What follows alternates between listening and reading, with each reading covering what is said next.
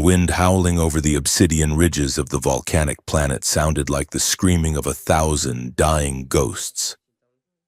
But to Lysara, it was a lullaby she had not heard in 50 years. She did not fly so much as she poured herself through the air. A streak of predatory shadow silhouetted against the bruised purple of the nebulas hanging low in the sky. Below her, the tectonic plates of the world groaned, venting steam and sulfur through cracks that glowed a dull, angry orange. This was a dead world, a hiding place, a graveyard. And it was exactly where she belonged. She banked hard against a thermal updraft, her cloak snapping like a whip, and descended toward the maw of the mountain range. Her destination was a jagged tear in the basalt, a cavern mouth that looked like a wound that refused to heal. This was her sanctuary, her execution chamber, the place where she had once brought trembling diplomats and defiant generals to extract secrets from their blood before discarding their husks into the magma flows deep below.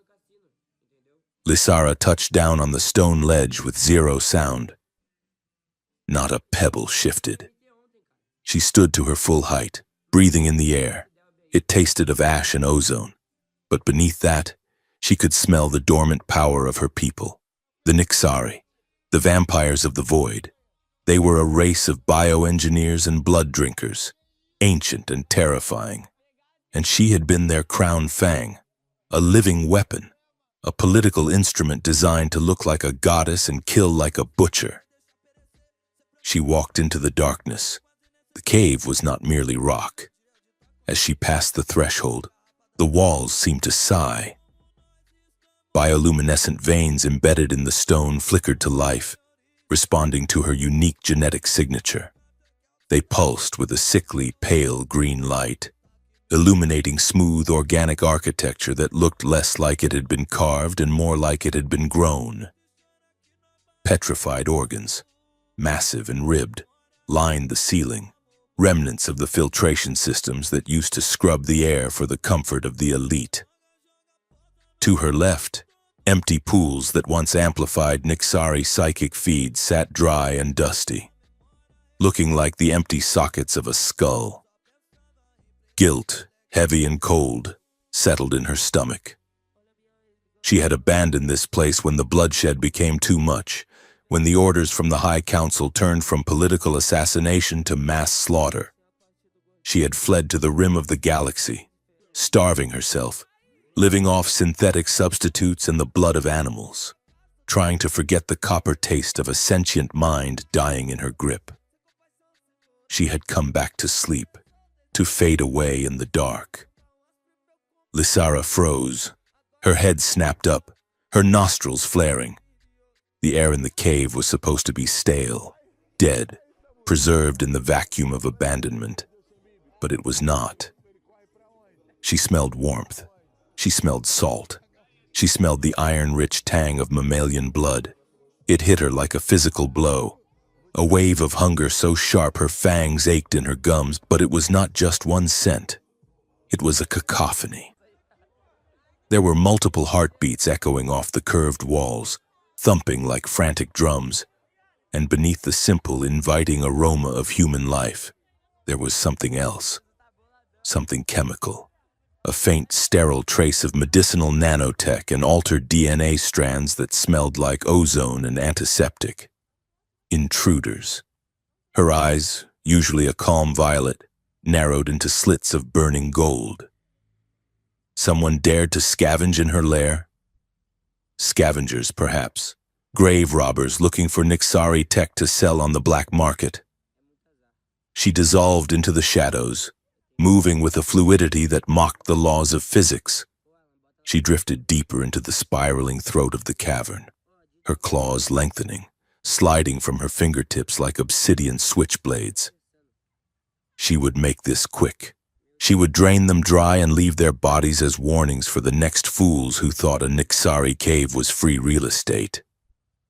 She rounded the final bend that opened into the main atrium, a vast, cathedral-like space where the bioluminescence was strongest. She prepared to strike. Then she stopped, her claws hovering inches from the stone wall. The scene before her was so impossibly domestic, so violently out of place, that her immortal brain took a full 5 seconds to process it. In the center of the atrium, where Lysara had once presided over tribunals of death, a small campfire was burning. It was a smokeless chemical fire, efficient and warm. Scattered around it were sleeping bags, crates of rations, and piles of clothes drying on a makeshift line strung between 2 petrified alien ribs. And sitting on a crate, bathed in the firelight, was a man. He was human. Late 30s, perhaps early 40s. He had the rugged, worn-down look of a man who had been running for a very long time. His jaw was dusted with stubble, his dark hair was a mess, and his face was etched with exhaustion lines deep enough to plant crops in.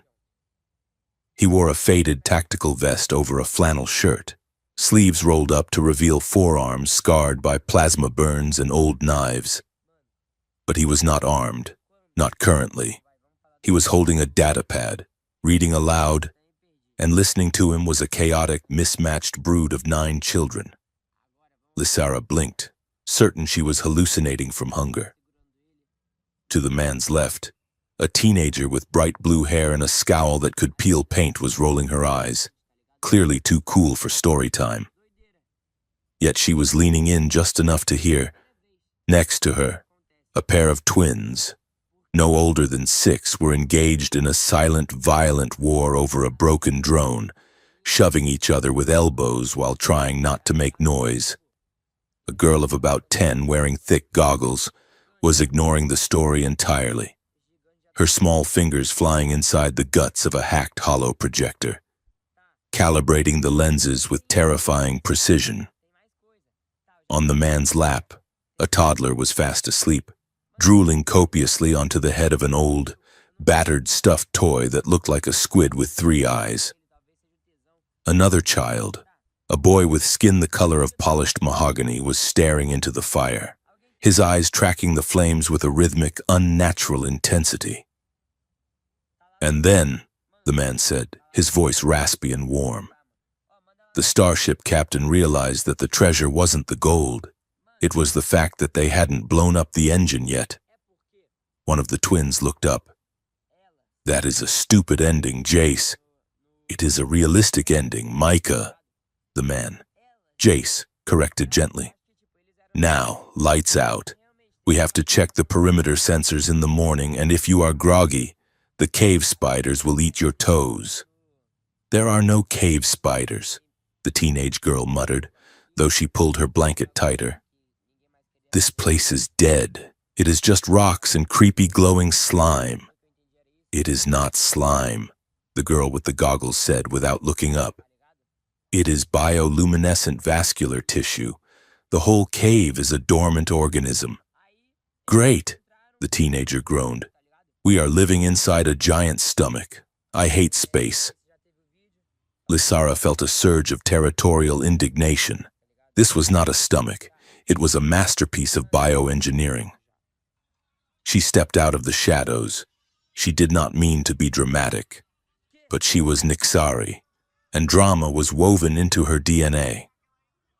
As she emerged from the gloom, the cave reacted to her presence.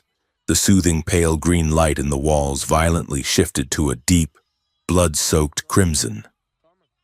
The ambient hum of the cavern pitched up into a low, threatening growl. The effect was immediate. The children screamed. The twins scrambled backward, knocking over the crate. The tech girl dropped her hollow projector. The teenager leaped to her feet, putting herself between the smaller kids and the threat. Jace moved faster than any human had a right to move. In one fluid motion, he shifted the sleeping toddler behind him, kicked the crate toward the intruder to create an obstacle, and leveled a battered plasma pistol at Lysara's chest. His hand was rock steady, but his eyes were wide, filled with a primal, terrified recognition. Lysara stood 10 feet away, towering over them in her heels, her cloak billowing in the phantom wind of the cave's ventilation. Her skin was pale as moonlight, her hair a cascade of midnight silk, and her eyes were glowing with the predatory luminescence of a hunter who has found prey in her own bedroom. "Give me one reason," Lysara said, her voice echoing like jagged glass. "Why I should not flay you alive for trespassing in my home." Jace swallowed hard. The red light of the cave reflected in the sweat beading on his forehead. He did not lower the gun, but he did not fire. He looked at her, really looked at her, taking in the fangs, the claws, and the aristocratic arrogance of her stance. "Well," Jace said, his voice cracking slightly before he found his rhythm. "Good evening to you too. You are in a Nixari blood sanctuary," Lysara hissed, taking a slow, menacing step forward. The children whimpered, shrinking back against the cold stone. "This is sacred ground. It is a place of death, and you have turned it into a..." She gestured vaguely at the laundry line and the drooling toddler. "A nursery?" High above them, hidden in a cluster of stalactites. A dormant surveillance node flickered to life. It was old tech, forgotten by Lysara, but still linked to the deep space relays used by the criminal underworld and the political elite. It began to broadcast. The feed was grainy, encrypted and silent, but the image was unmistakable. In hearing rooms and shadow markets across the sector, the feed popped up. The caption wrote itself in the whispers of the viewers. A vampire woman returned to her cave, and a human man with 9 children shocked everyone. Back in the cave, the silence stretched, tight as a bowstring. "Look," Jace said, keeping the gun trained on her center of mass. "I did not know the landlord was coming back. The listing said, 'Abandoned death trap,' which was exactly in our price range." "You think this is a joke?" Lysara bared her fangs. The sight was terrifying, a flash of needle-sharp ivory meant to pierce jugulars. "I think I am terrified," Jace admitted, shifting his weight to shield the twins peering out from behind his legs. "But I am also confused, because the legends say the Nixari kill on sight. You have been standing there for 30 seconds and I am still breathing. So either you are rusty, or you are curious. I am contemplating which one of you will taste best." Lysara lied. "The little one tastes like processed cheese and dirt," Jace quipped, nodding back at the toddler. "I would not recommend it, and I taste like caffeine and bad decisions. High cholesterol, very unhealthy." Lysara tilted her head. "You are babbling. Human." "It is a defense mechanism," Jace said. "I talk when I am nervous, and right now, I am about to pass out. Seriously, why do you look like a space opera poster for the dangerous but irresistible alien girlfriend? It is very distracting when I am trying to defend my family." Lysara blinked. The comment was so absurd, so brazenly flirtatious in the face of death, that it short-circuited her aggression for a split second. She looked at him. He was terrified. Yes. His heart was hammering against his ribs like a trapped bird. She could hear the frantic rhythm of it. But he was standing his ground. A mortal man with a rusty gun, shielding a pack of children against a creature that could tear a blast door off its hinges. She looked past him at the children. The fear in the room was palpable, a sour scent in the air. But as she focused her senses, peering into the infrared and the ultraviolet spectrums of their blood auras, she saw it. They were not normal. The teenager's aura spiked with chaotic, kinetic energy. The twins had identical synchronized biorhythms that suggested a telepathic link. The boy staring at the fire had a thermal signature that ran 10 degrees hotter than a human should. And beneath the scent of their fear, she smelled the faint metallic tang of Nixari genetic splicing. She recoiled, the hunger in her gut turning to ice. "They are not yours," Lysara whispered. "Sara." The red light in the cave dimmed slightly. shifting to a confused amber. Biologically, they are not entirely human. Jace hesitated. He saw the shift in her eyes, the way the murderous intent wavered. He slowly, very slowly, lowered the pistol by an inch. "They are mine," Jace said firmly. "Maybe not by blood, but they are mine." "What are you doing here?" Lysara demanded. "Why bring hybrids to a Nixari world? The council would execute them as abominations." "That is why we are here," Jace said. "Because it is the last place they would look. Who brings the evidence of a crime back to the scene of the crime?" Lysara stiffened. "Evidence?" Jace holstered the gun. It was a calculated risk, a gamble that she was asking questions rather than attacking. He held up his empty hands. "I am Jace Hale, former intelligence, Section 7. I know who you are. Lysara, I read the files. The Crown Fang, the ghost of the Obsidian Spire. You disappeared 50 years ago." "I retired," Lysara corrected coldly. "You quit," Jace said, "because you grew a conscience. That is what the profile said. I was banking on that profile being right. If I am wrong, well, you can eat me. But please, leave the kids out of it." Lysara glided closer. The children scrambled back, pressing themselves into the rock, but Jace stood still. She stopped inches from him. She was taller than him, and she leaned down, her face close enough that he could feel the cold radiation of her skin. "Who sent you?" she asked softly. "Is this a trap? Did the Elder Council send a human with a sob story to lure me out of hiding?"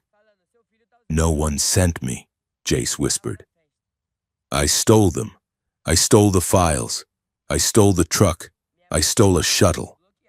We have been running for 6 months. I have the entire intelligence apparatus of the Terran Coalition and the Nixari High Circle looking for us. Why? Because of what they are," Jace said, his voice dropping to a harsh rasp. "They were farming them. Lysara, politicians, your elders, mixing DNA to make weapons, empathic spies, telekinetic assassins. They were growing them in tubes like vegetables. I was supposed to provide security for the facility. Instead, I blew the airlock and took as many as I could fit in the cargo hauler." Lysara stared at him. The proximity was intoxicating. She could smell the adrenaline spiking in his blood, the salt on his skin, the pheromones of a male who was frightened but fiercely protective.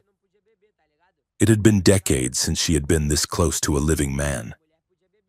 She leaned in, her nose brushing the pulse point of his neck. The children gasped. The teenager covered the eyes of the twins. "Your heart," Lysara murmured, inhaling the scent of him. "It is so loud. It sounds like a drum beating a retreat." Jace trembled, but he didn't pull away. He looked up into her glowing violet eyes, his breath hitching. "It is not retreating," he managed to say, his voice shaking. "It is just heavily caffeinated panic."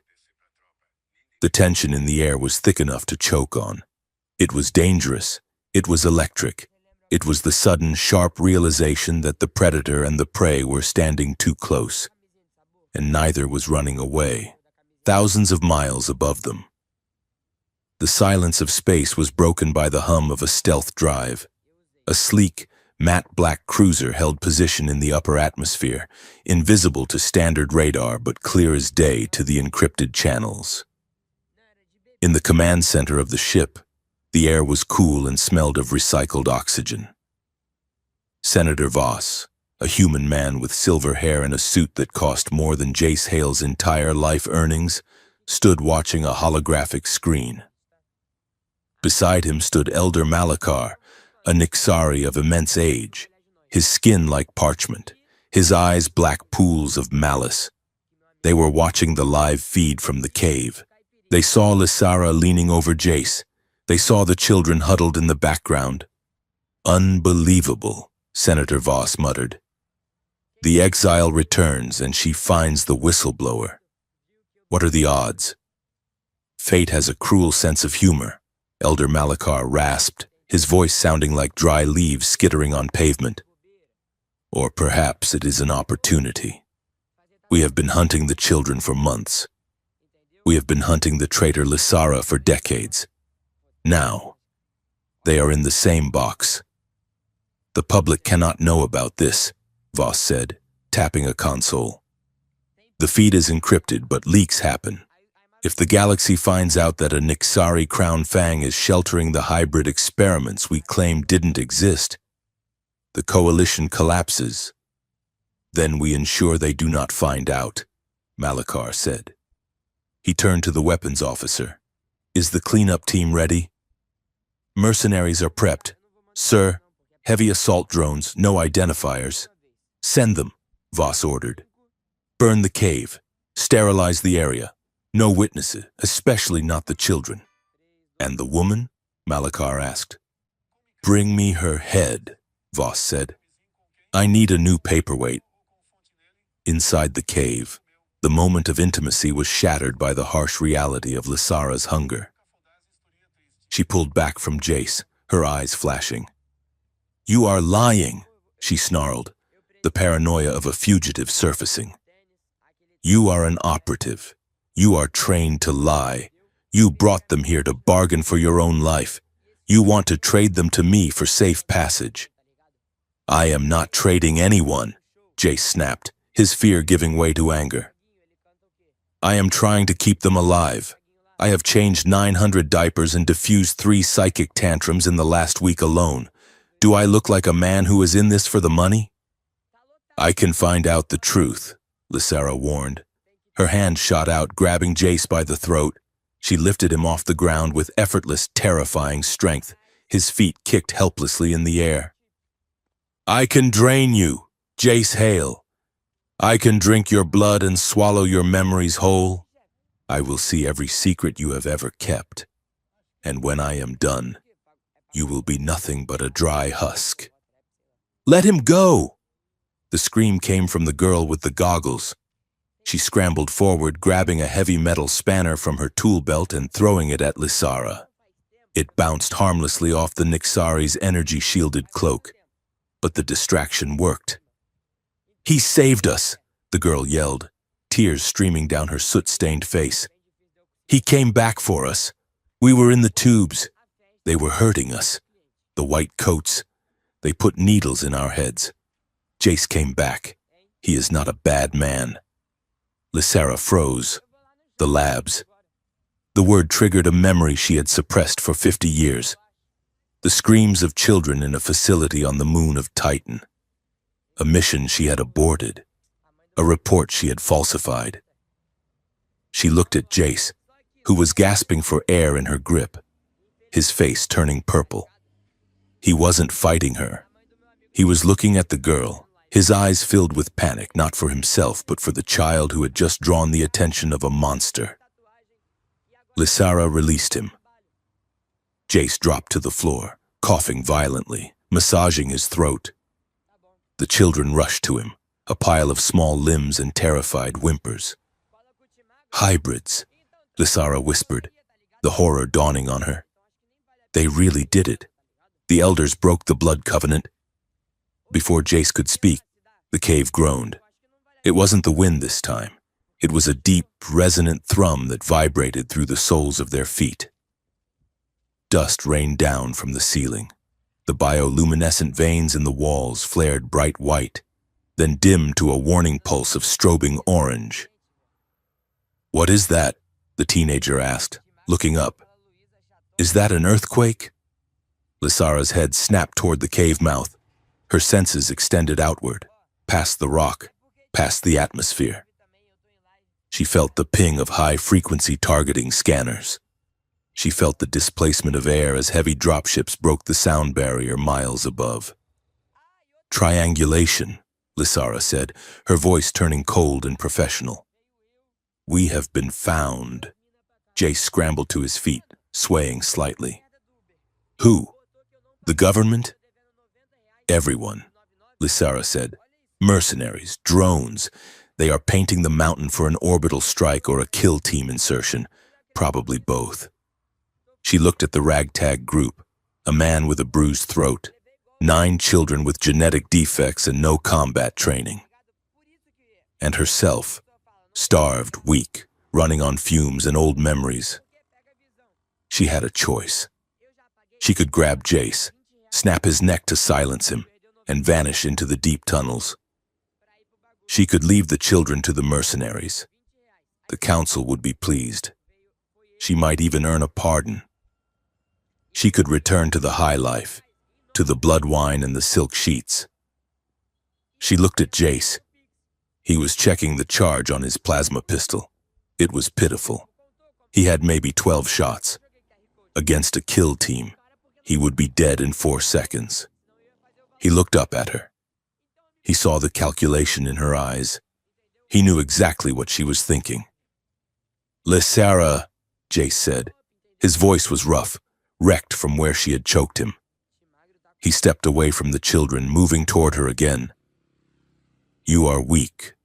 I can feel it. You are shaking." "I am hungry," she admitted. "And you are very slow. If you fight them like this, you will die," Jace said. He unbuttoned his flannel cuff and rolled up his sleeve, exposing the inside of his wrist. The veins were blue and prominent. "And if you die, they die." Lysara stared at the wrist. "What are you offering?" "Fuel," Jace said. "If you need to feed to be strong enough to kill these bastards, then take it." The cave went silent. The offer was insane. It was a boundary-crossing taboo. A human offering themselves to a Nixari was a symbol of total submission, usually reserved for thralls or lovers. "You do not know what you are asking," Lysara said, her voice trembling. "It is intimate. Jace, it creates a bond. If I taste you, I will be inside your head. You will be inside mine. It changes things." "Good," Jace said, his eyes hard. "Because right now, the status quo is about to get us blown up. Take the blood. Save the kids. We can deal with the therapy bills later." The ground shook again, harder this time. A sonic boom cracked the air outside. Lysara made her choice. "Not yet," she said, pushing his arm down gently. "I will not take it unless I have to. But keep that offer on the table." She spun around, her cloak flaring. She slammed her hand against a smooth, organic panel on the wall. Her claws pierced the membrane, injecting a drop of her own potent ancient blood into the cave's nervous system. The cavern roared. Dormant machinery woke up. Heavy blast shields made of chitin and stone began to grind shut over the entrance. Automated turrets, grown from the rock itself, unfolded from the ceiling, their energy coils whining as they charged. "Pack everything you can carry," Lysara commanded, her voice booming with the authority of a crown fang. "We have 3 minutes before the breach. Do not look at me. Move." The children scrambled. The teenager grabbed the twins. Jace grabbed the supplies. "Where are we going?" Jace shouted over the noise of the defense systems coming online. Lysara pointed to the back of the cave, where the darkness was deepest. "The mountain is about to become a tomb," she said, her eyes burning with a terrifying, beautiful resolve. "But I know the way out. Stay close to me. Jace Hale. And try not to die. I'm starting to like you." "That makes one of us," Jace muttered, hoisting a crate of ammo. But he smiled, a grim, desperate smile, as he ran after the vampire woman into the dark. The mountain did not merely shake, it convulsed. The first impact of the orbital cannon struck the basalt peak 3,000 feet above them. But the shockwave traveled through the dense volcanic rock like a hammer striking a bell. Dust, fine and acrid as pulverized bone, rained down from the ceiling of the atrium. The bioluminescent veins in the walls pulsed a frantic, strobing red, mimicking the heartbeat of a dying animal. Lysara did not flinch. She was already moving, her long coat snapping behind her as she herded the chaotic mass of children toward the rear of the cavern. "Move," she ordered, her voice cutting through the rumbling bass of the bombardment. "Do not look up. Do not stop. Keep your eyes on my back." Jace Hale was right behind her, carrying the toddler in one arm and dragging a heavy crate of supplies with the other. The older children were terrified, their eyes wide and white in the gloom, but they were moving. They had been running for months, Lysara realized. They knew the drill. They knew that when the ground shook, you ran, or you died. They passed through a narrow archway that looked like the throat of a leviathan, entering a corridor Lysara had not walked in 50 years. The air here was colder, smelling of ozone and preserved fluids. And is this safe? The teenage girl, Zoya, shouted over the roar of falling rock. "It looks like the inside of an intestine." "It is a biomechanical transport artery," Lysara snapped, not breaking her stride. "And it is safer than being vaporized by a plasma lance. Keep moving." She led them into a circular chamber that hummed with a low, subsonic frequency. In the center stood a pedestal made of black, weeping stone, surrounded by pillars that looked disturbingly like petrified ribs. This was the escape route, the back door. But as Lysara looked at it, a wave of vertigo hit her. She remembered this room. 50 years ago. She had stood right here. But she had not been leading children to safety. She had been leading a line of bound prisoners, political dissidents, rival spies, inconvenient witnesses, toward the transport that would take them to the interrogation centers on the dark moon. She remembered the smell of their fear. She remembered the way she had looked at them with total indifference, viewing them as data packets to be opened and discarded. "Hey, space vampire," Jace called out, snapping her back to the present. He was breathless, setting the crate down and shifting the toddler, who was clutching the squid toy like a lifeline. "Unless you are planning to give us a guided tour of the architecture, I suggest we open the magic door. The ceiling back there just caved in." Lysara shook her head, banishing the ghosts. "You are impatient for a man with a heavy death wish." "Hail." She stepped up to the black pedestal. It did not have buttons or screens. It had a sleek, concave depression designed for a hand. She placed her palm on the stone. Nothing happened. "The system is dormant," she hissed. "It needs a catalyst." She raised her hand, extending a single razor-sharp claw from her index finger. With a grimace, she sliced into her own palm. Dark, viscous blood welled up. She slammed her hand back onto the stone, letting the fluid seep into the porous rock. The room screamed. It was not a mechanical sound.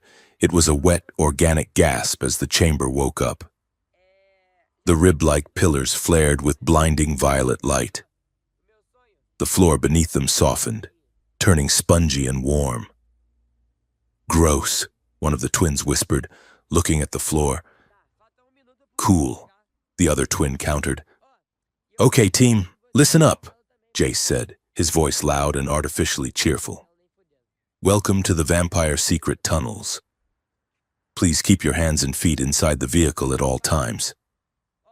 If you see a ghost, do not make eye contact. They are very sensitive about their appearance. And if we survive this, we are definitely going to get ice cream." "Ice cream?" the toddler asked, perking up. "2 scoops," Jace promised.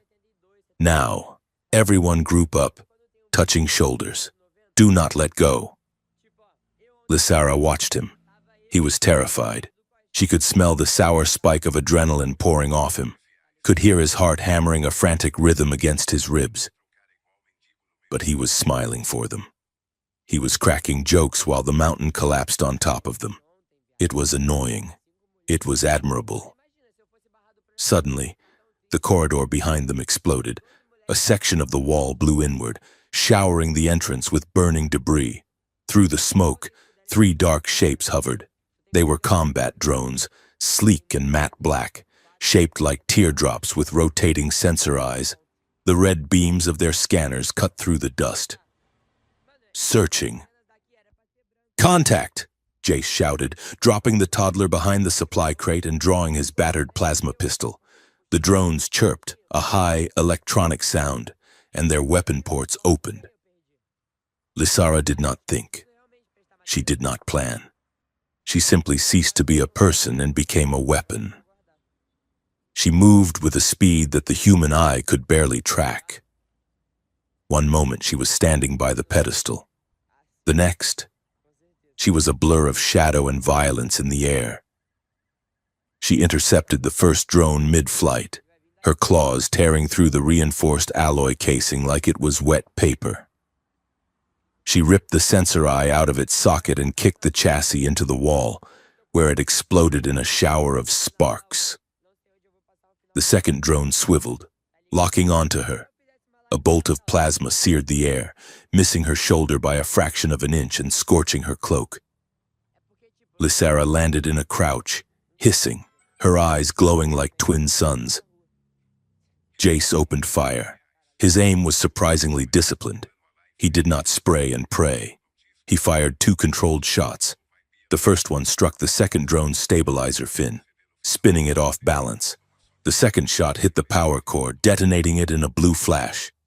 "Not bad for a human," Lysara shouted, preparing to launch herself at the third drone.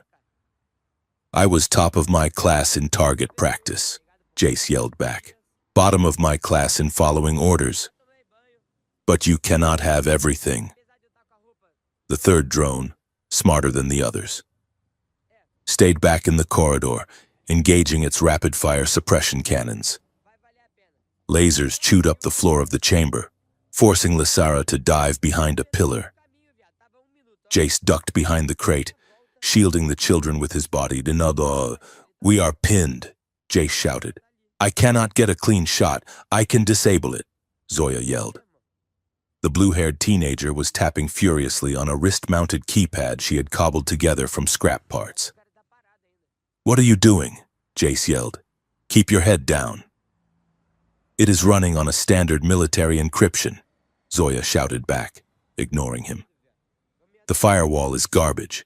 I just need to loop its targeting logic." The drone advanced, its cannon spinning up for a kill shot on Lysara's position. "Eat static. Tin can," Zoya muttered. She pressed a final key. The drone stopped. Its red eye flickered, then turned a confused blue. It spun around 180 degrees, revved its engine, and flew at full speed directly into the stone wall. The impact crumbled it into a smoking heap of metal. Silence fell over the chamber, broken only by the hum of the awakening transport. "Did you just hack a military drone with a wrist calculator?" Jace asked, standing up slowly. Zoya blew a strand of hair out of her face. "I told you I needed a better processor. This thing lags." Lysara stood up, brushing dust from her coat. She looked at the girl, then at Jace. They were insane. All of them. "The transport is ready," Lysara announced. The back wall of the chamber was rippling, turning into a vertical pool of swirling violet liquid. It looked like a portal to another dimension, which in a way it was. "You brought death here," Lysara said, turning to Jace. Her voice was low, laced with bitterness. "This was my sanctuary, my silence. Now it is a battlefield." Jace holstered his pistol, his face hardening. He picked up the toddler again. "It was not a sanctuary, Lysara," he said, meeting her gaze. "It was a grave. You were just waiting for permission to lie down in it." Lysara stiffened. The words cut deeper than she wanted to admit. "Maybe," she whispered, "but it was my grave to choose." The mountain gave another violent lurch. A massive stalactite crashed down in the center of the room, crushing the drone wreckage. "Choice time is over," Jace said. "Are we going or not?" Lysara looked at the swirling portal. She looked at the 9 terrified faces looking to her for salvation. She cursed in ancient Nixari. Into the light, she commanded, "Hold your breath. It feels like falling." She grabbed the nearest twin by the back of the shirt and threw him into the liquid wall. He vanished without a splash.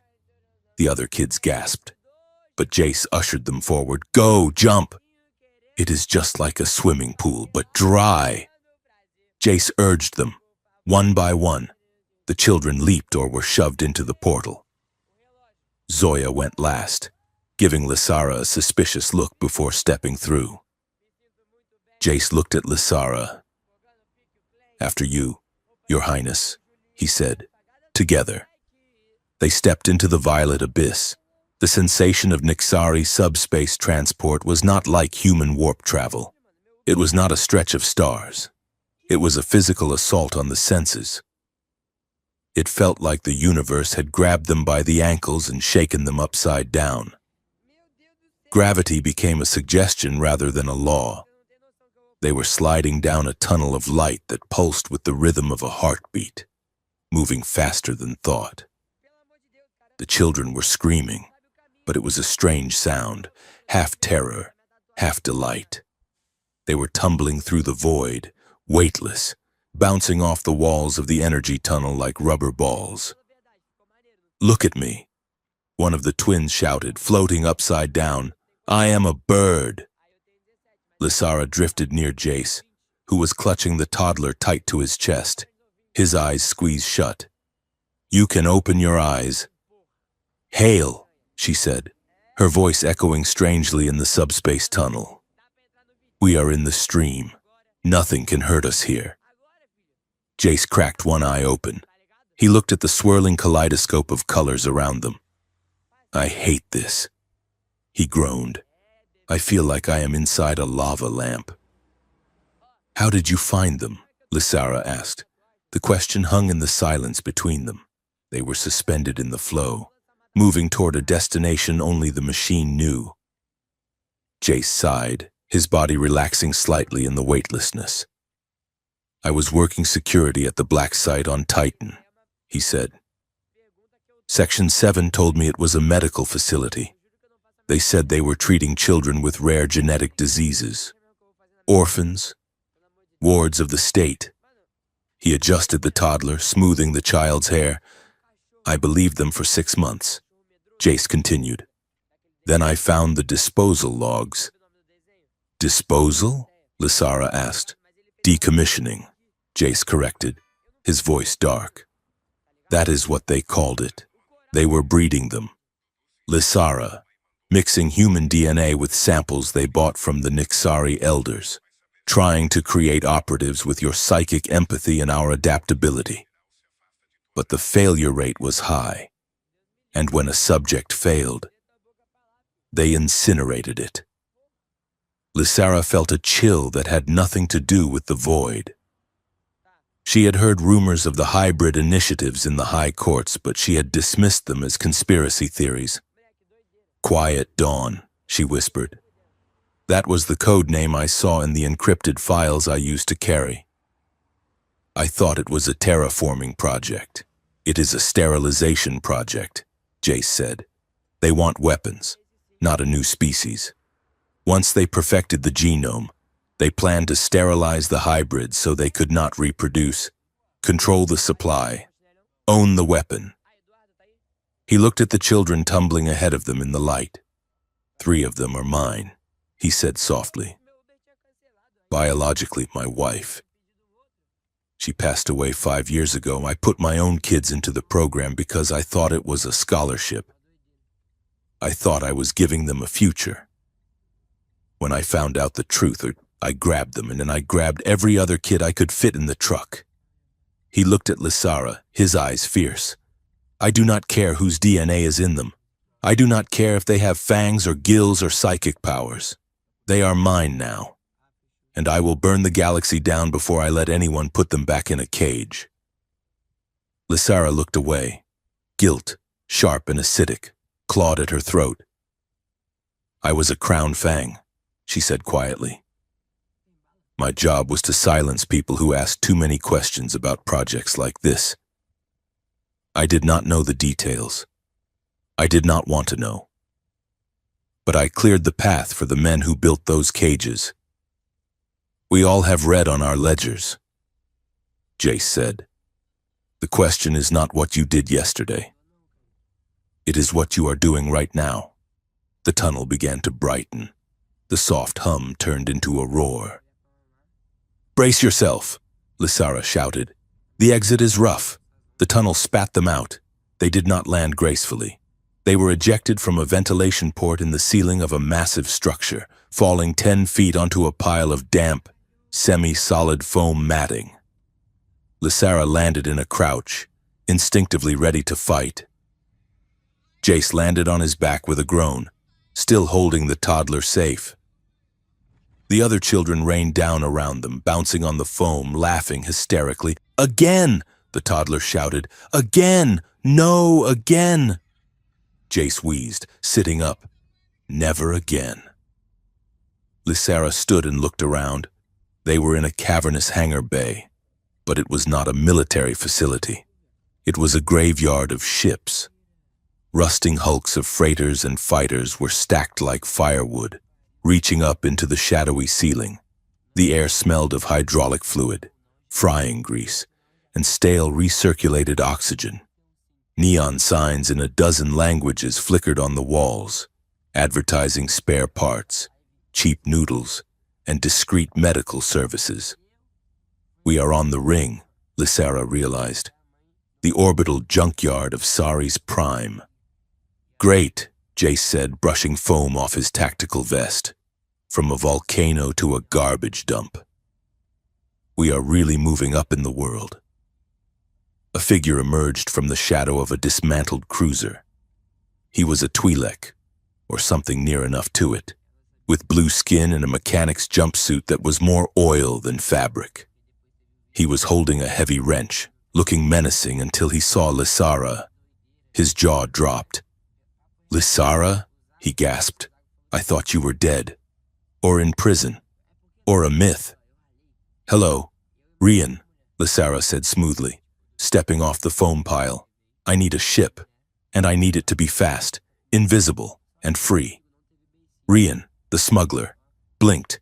He looked at Lysara, the legendary assassin. Then he looked at Jace, the disheveled human. Then he looked at the 9 children who were currently climbing on a pile of scrap metal. You brought a school trip? Ryan asked. It is a long story, Lysara said. Ryan, this is Jace. Jace, this is Ryan. He owes me his life. Twice, 3 times, Ryan corrected. But who is counting? Look, Lysara, I can get you a ship, but you picked a bad time to surface. Have you seen the net? He pulled a greasy datapad from his pocket and tossed it to Jace. Jace caught it, looked at the screen, and paled. What is it? Lysara asked. Jace turned the screen toward her. It was a news feed, a breaking alert. The headline read, Terrorist cell identified. Rogue operative kidnaps terminally ill children from hospice. There was a picture of Jace, taken from his service file, looking grim, and next to it, a blurry image of Lysara from the cave surveillance, her eyes glowing red, looking like a monster. And then, the feed cut to a live press conference. 2 figures stood behind a podium. One was Senator Voss, looking grave and statesmanlike. The other was Elder Malachar, wearing the ceremonial robes of the Nixari High Circle. We are working together, Senator Voss was saying, his voice smooth as silk, to recover these stolen children. They are sick. They need their medication. This rogue agent and his alien accomplice are dangerous. They are using these children as shields. We appeal to the public, Elder Malachar added, his voice rasping. Do not approach the Nixari exile known as Lysara. She is a relic of a violent age. She has been seduced by this human terrorist. Lysara felt a cold rage stiffen her spine. She recognized Malachar. He had been her handler 30 years ago. He was the one who had given her the orders to eliminate the witnesses. "They are spinning it," Jace said, handing the pad back to Ryan. "They are painting us as monsters so that when they kill us, the public will applaud." "We need to move," Lysara said. "Ryan, fuel your freighter. We leave in the hour." "I will prep the engines," Ryan said, looking nervous. "But you guys better keep those kids quiet. The station security is on high alert." Ryan hurried off toward a battered-looking freighter that looked like a flying brick. Jace began to herd the children toward the ship, but Lysara did not move. She swayed. The adrenaline of the fight and the massive energy expenditure of the transport jump had burned through her reserves. The world tilted gray at the edges. Her knees buckled. "Lysara." Jace was there instantly, catching her by the arm before she hit the deck. He pulled her into the shadow of a shipping container away from the children's eyes. "You are crashing," Jace said, looking at her face. "You are pale as a sheet." "I am fine." Lysara lied, but her voice was a whisper. "It was the jump. It takes energy." "You need to feed," Jace said. It was not a question. Lysara leaned against the cold metal of the container, trembling. Her hunger was a living thing now, a clawing emptiness in her gut. She could smell Jace's blood, hot and rich, just inches away. "No," she gasped. "I cannot. I am too hungry. If I start, I might not stop. I might hurt you." Jace did not back away. He looked at her, his expression terrified but resolute. He unbuttoned his cuff again. He rolled the sleeve up past his elbow. "Trust me," he said. "I do not trust myself," Lysara hissed, trying to push him away. "Trust me to stop you," Jace said. "Look at me. Lysara, we have to get on that ship. We have to get to the core system. If you pass out now, who is going to protect the kids? Me? I have a pistol with 4 shots left and a bad back. We need the crown fang." He held his wrist up to her mouth. "Please," he whispered. Lysara looked at the veins. She could hear the rush of life inside them. She looked at Jace's eyes. He wasn't offering this out of duty anymore. He was offering it because he saw her. He saw her weakness and he was not running away. She made a sound in the back of her throat, a whimper of surrender. She gripped his forearm. Her hands were shaking. Just a little. She breathed. She lowered her head, her fangs extended, sliding from her gums with a soft click. She pressed her lips to his skin. It was warm. It smelled of soap and sweat and fear. She bit down. The sensation was electric. For Jace, it was a sharp pinch followed by a rush of cold fire that shot up his arm and exploded in his chest. It was painful. Yes. But it was also euphoric, a strange, numbing ecstasy that made his knees weak. For Lysara, it was not just food. It was data. It was soul. As the blood hit her tongue, the psychic link snapped into place. She didn't just taste him, she felt him. She saw a woman with laughing eyes, his wife, standing in a sunlit kitchen. She felt the crushing, suffocating weight of grief when she died.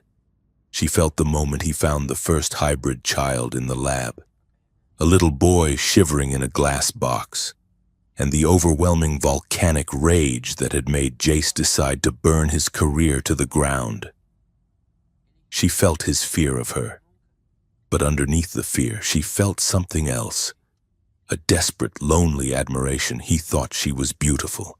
He thought she was terrifyingly, impossibly brave. Lysara gasped against his skin, drinking deeper than she intended. The rush was intoxicating. It was intimacy without barriers. She was drowning in him. Jace let out a shaky breath, his other hand coming up to grip her shoulder, anchoring her. He could feel her too. He felt the cold, empty centuries she had spent in the dark. He felt her guilt. sharp as a knife. He felt her longing for a family she was never allowed to have. "Lysara," he whispered. "That is enough. Lysara, stop." She heard him from a great distance.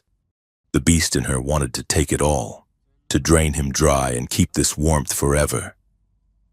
But the part of her that was Lysara, the part that had watched him tell a story to 9 children, fought back. She tore herself away. She stumbled back, wiping a smear of red from her lips. Her eyes were blazing with renewed power, the violet light intense and steady. Jace slumped against the container, clutching his wrist. He was pale, sweating, breathing hard. "Are you okay?" he wheezed. Lysara stared at him. She felt flushed, alive, vibrating with his energy. But she also felt exposed, naked. He had seen inside her. "I am full," she said, her voice husky. Jace laughed, a breathless, hysterical sound. "Good. Great. Let's never do that again." "That was intense. It was necessary," Lysara said, forcing her armor back in place.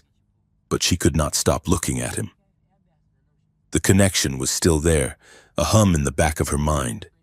She knew, without looking, that his heart rate was slowing down.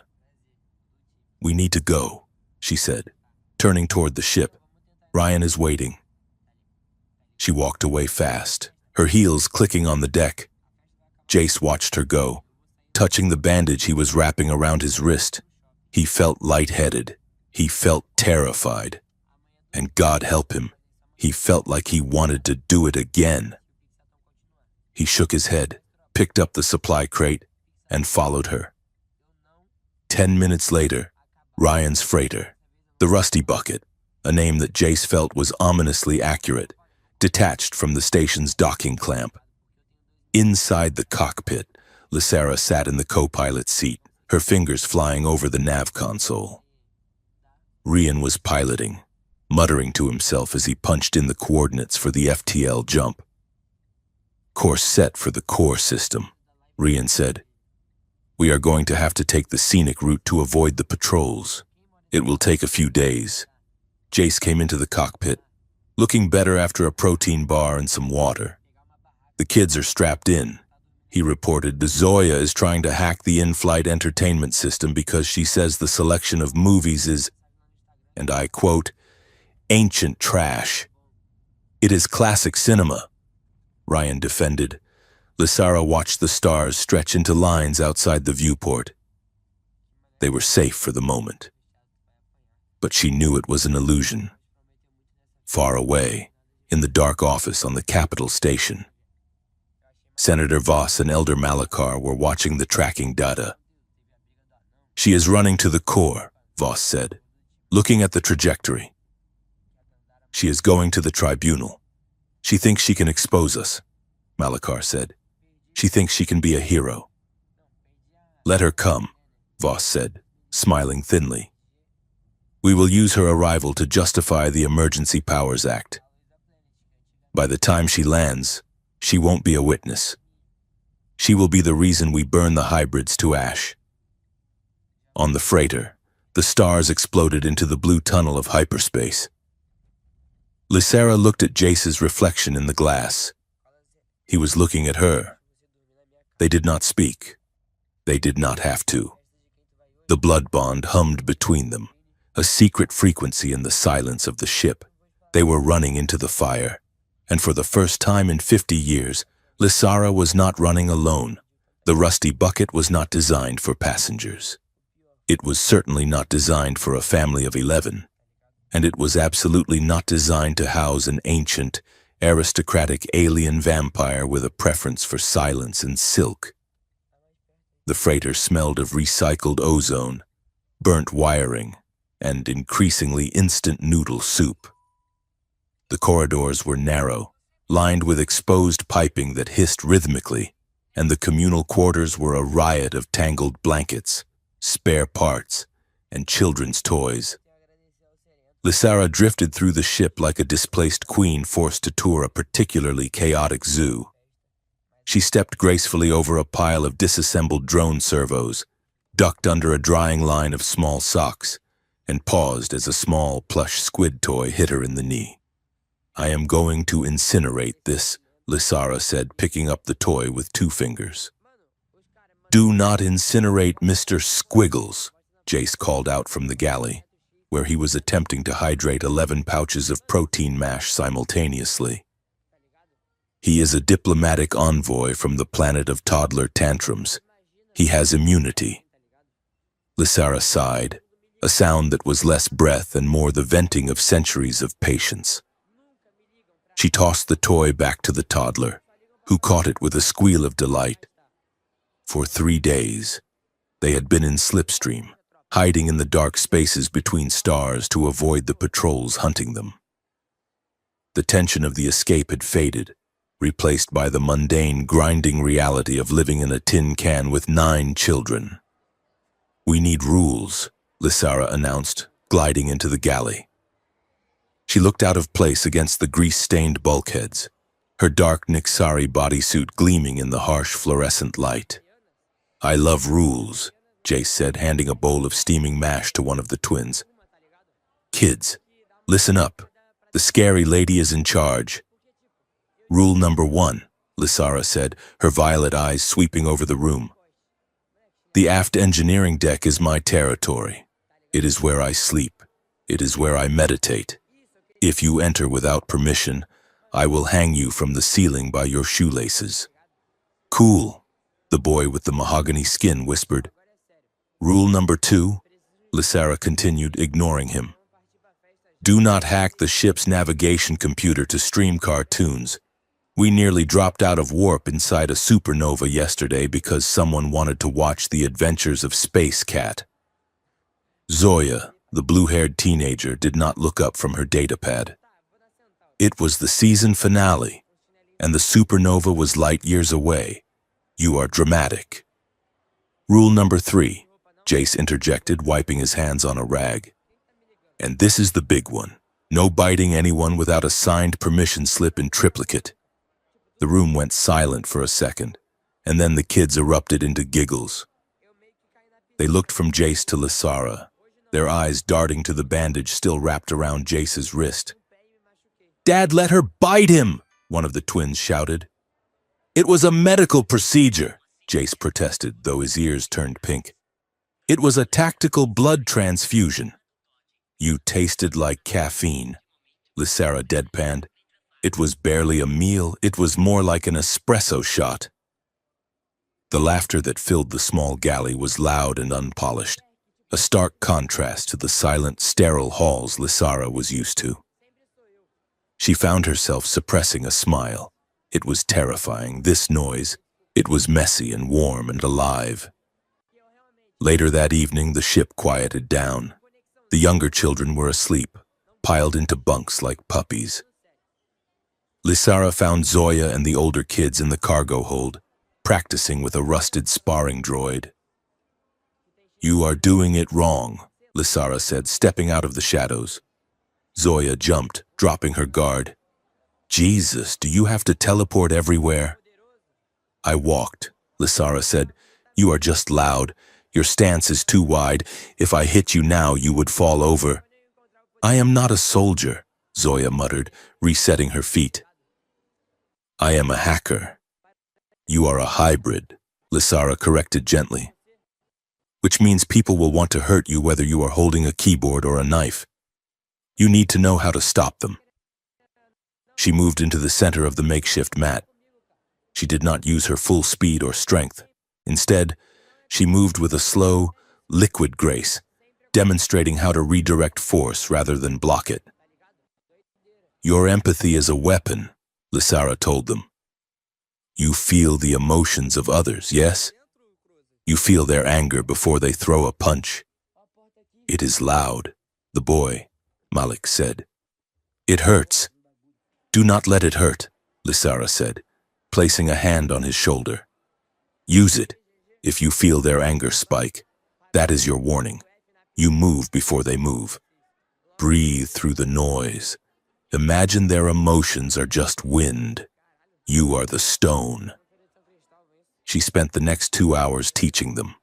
She taught them how to breathe to dull the overwhelming sensory input of their gifts. She taught them small, nasty tricks to disable a larger opponent. A thumb to the nerve cluster in the wrist, a strike to the throat. She was a lethal instructor, precise and demanding. Yet every time Malik stumbled, she caught him with a tenderness that surprised even her. Jace watched from the catwalk above, sipping a cup of lukewarm water. He saw the way Lysara corrected Zoya's posture, her hands gentle but firm. He saw the predator playing nursemaid, and the sight did something to his chest that he wasn't quite ready to analyze. When the lesson ended and the kids shuffled off to bed, groaning about sore muscles, Lysara climbed up to the catwalk. "You are good with them," Jace said. "They are undisciplined," Lysara replied, leaning against the railing. "But they learn fast." "They like you," Jace said. "Zoya actually listened to you. She usually ignores anything that does not come with a download link." "I am frightening," Lysara said. "Fear is a good teacher." "It is not fear," Jace said softly. "They know you protected them. Kids are like dogs, Lysara. They know who the bad guys are, and they know you are not one of them." They stood in silence for a moment, looking out the viewport. The slipstream was a swirling tunnel of indigo and violet, a hypnotic river of light. "Why did you do it?" Lysara asked, not looking at him. "Blow the whistle. You had a career. You had a life. You burned it all down for strangers." "My wife," Jace said. It was the first time he had spoken of her without a joke to deflect the pain. "Elena. She was an investigative journalist. She found the first thread of the conspiracy.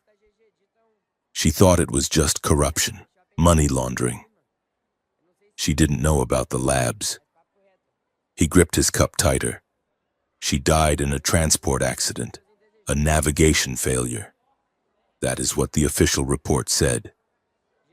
But I saw the wreckage. The nav computer had been wiped clean. It was a hit." Lysara turned to him. "So you finished her work?" "I tried," Jace said. "I found the files she hid. They led me to the black site. When I saw what they were doing, when I saw Malik and the twins, I couldn't just copy the data and leave. I couldn't leave them there." "You are a fool," Lysara said, but the word was soft, lacking its usual bite. "A brave, stupid fool." "And you?" Jace asked. "You were the Crown Fang. You had power. You had the Council's ear. Why run?" "Because power is a cage," Lysara said, staring into the swirling light. "I was raised to believe that the universe hated us, that the only way Nixari could survive was to be stronger, crueler, and colder than everyone else. I was told that obedience was survival." She looked at her hands, the manicured claws that had taken so many lives. "I killed for them. I stole memories. I broke minds. And every time I did, I felt less like a person and more like a tool. One day, I looked in the mirror and I didn't see a face. I saw a weapon. So I put the weapon away." Jace turned to face her. The distance between them was small, charged with the static of the ship and the heavier, denser static of their shared trauma. "You are not a weapon," Jace said. "Not anymore." "Old habits," Lysara murmured. She looked at him, really looked at him. He was tired. His eyes were shadowed with exhaustion. He was wearing a shirt that had a hole in the shoulder and he smelled of engine grease. "You are staring," Jace said, a crooked grin tugging at his mouth. "Is it my deadly charm, or do I have soup on my face?" "You are infuriating," Lysara said, stepping closer. "You are stubborn. You are fragile. You have no survival instinct. And you are unreasonably attractive in that exhausted single-father way." She admitted, the words slipping out before she could check them. Jace blinked. Did the terrifying space vampire just call me attractive? Do not let it go to your head, Lysara warned, her eyes narrowing playfully. I have low standards. I have been living in a cave for 50 years. Jace laughed, a genuine sound that seemed to push back the dark of the ship. He leaned in, just an inch. Well, I am flattered. And for the record, you are not so bad yourself. For a terrifying space vampire. The air between them thickened. The banter was a shield, but it was cracking. Lysara could smell the heat of his skin. She remembered the taste of his blood, the rush of his memories. She wanted to lean forward. She wanted to close the gap. Suddenly, Lysara gasped. She stumbled back, clutching her chest. Her eyes rolled back, turning entirely white. Lysara? Jace reached for her. What is wrong? The blood, she gasped, her voice sounding layered, as if two people were speaking at once. It is waking up. Before Jace could ask what she meant, the air in the cargo bay shimmered. A beam of red light erupted from Lysara's chest, projecting a holographic distortion into the air. It wasn't tech. It was biological memory, stored in her DNA, triggered by the proximity to the hybrids and the stress of the journey. A figure formed in the red light. It was a Nyxari woman, tall and regal, wearing armor that looked thousands of years old. She wore a crown of living bone. Queen Villara, Lysara whispered, dropping to one knee. The last matriarch. The projection did not look at them. It was a recording, a message burned into the bloodline. The cycle must break, the Queen's voice boomed, echoing through the ship. We were not meant to be parasites.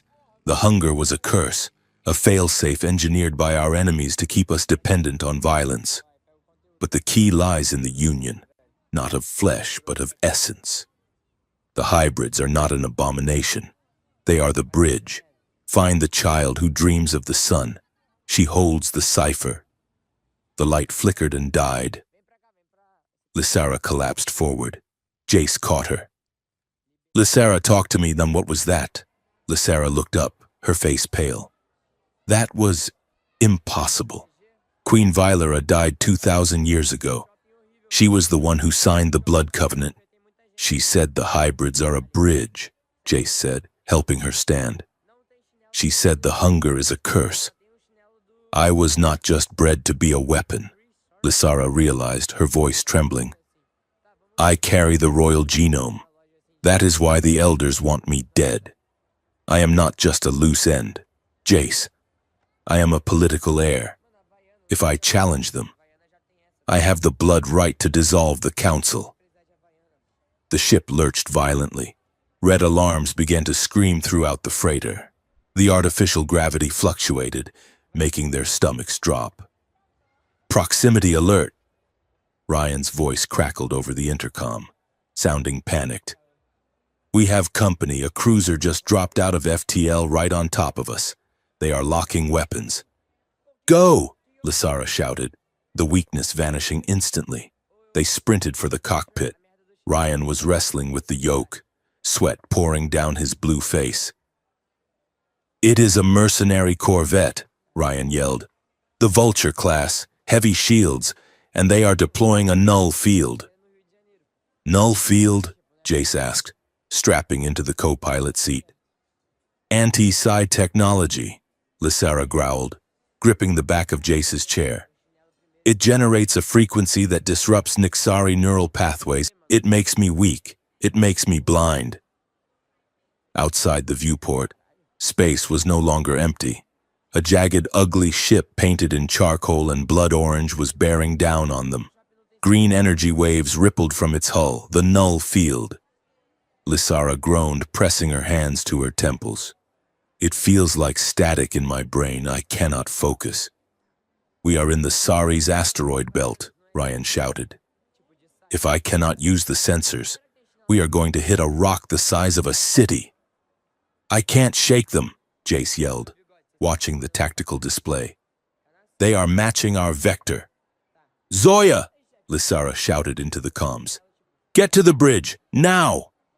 The teenager burst into the cockpit seconds later, followed by the twins. What is happening? They are jamming us, Lysara said, fighting through the pain in her head. I cannot sense their movements. Rian cannot see the rocks. We need eyes. I can overload their sensors, Zoya said, sliding into the engineering station. If I loop their own scanning frequency back at them, it will create a feedback ghost. They will think we are in 5 places at once. Do it, Jace ordered. Malik, twins, Lysara said, grabbing the younger children. Focus. I need you to be my antenna. The null field hurts me, but you are human enough to resist it. Reach out. Tell me where they are. The twins closed their eyes. They are angry, one whispered. They are coming from the left. The other said, Fast! Hard to port, Lysara screamed. Ryan yanked the stick. The rusty bucket rolled 90 degrees, narrowly missing a massive, tumbling asteroid that would have cracked them like an egg. Laser fire scorched the space where they had been a second before. Zoya, now! Jace yelled. Eating the algorithm. Injecting the ghost packet. Boom! Zoya shouted, her fingers flying across the keys. Techno-babble deployed.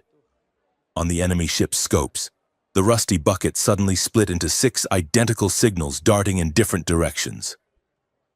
The mercenary ship hesitated, its turret fire going wide. We bought a few seconds, Ryan cheered, heading for the dense field. They are firing a grapple, Lysara warned. She could feel the intent of the enemy captain, a sharp spike of greed piercing the static. A massive harpoon shot from the mercenary ship, trailing a carbon fiber cable. It smashed through the freighter's rear shields and impacted the hull with a deafening clang. We are tethered, Ryan screamed. They are reeling us in. Gravity is failing, Zoya yelled. The artificial gravity generator groaned and died. Instantly, the cockpit turned into a chaotic snow globe. Jace floated up out of his seat. Zoya's datapad spun away. In the galley, a pot of half-eaten noodle soup drifted into the corridor, forming globs of hot broth that floated like jellyfish. They are boarding, Lysara said. She pushed off the ceiling, orienting herself in 0G with the grace of a swimmer. Jace, stay here. Keep the ship flying. I will handle the guests. Lysara, the null field, Jace warned, grabbing a handhold. You are not at full strength. I am angry, Lysara said, her eyes flashing. That counts for something. Ew. She kicked off the bulkhead and shot down the corridor, dodging floating debris. She reached the airlock just as the cutting torch burned through the outer door. The airlock blew inward. 3 mercenaries in heavy void armor stormed in, magnetic boots clanking on the deck, assault rifles raised. Lysara did not have her usual teleporting speed. The null field made her movements sluggish, human. But she was still a crown fang. She launched herself from the ceiling. She didn't use her claws to eviscerate.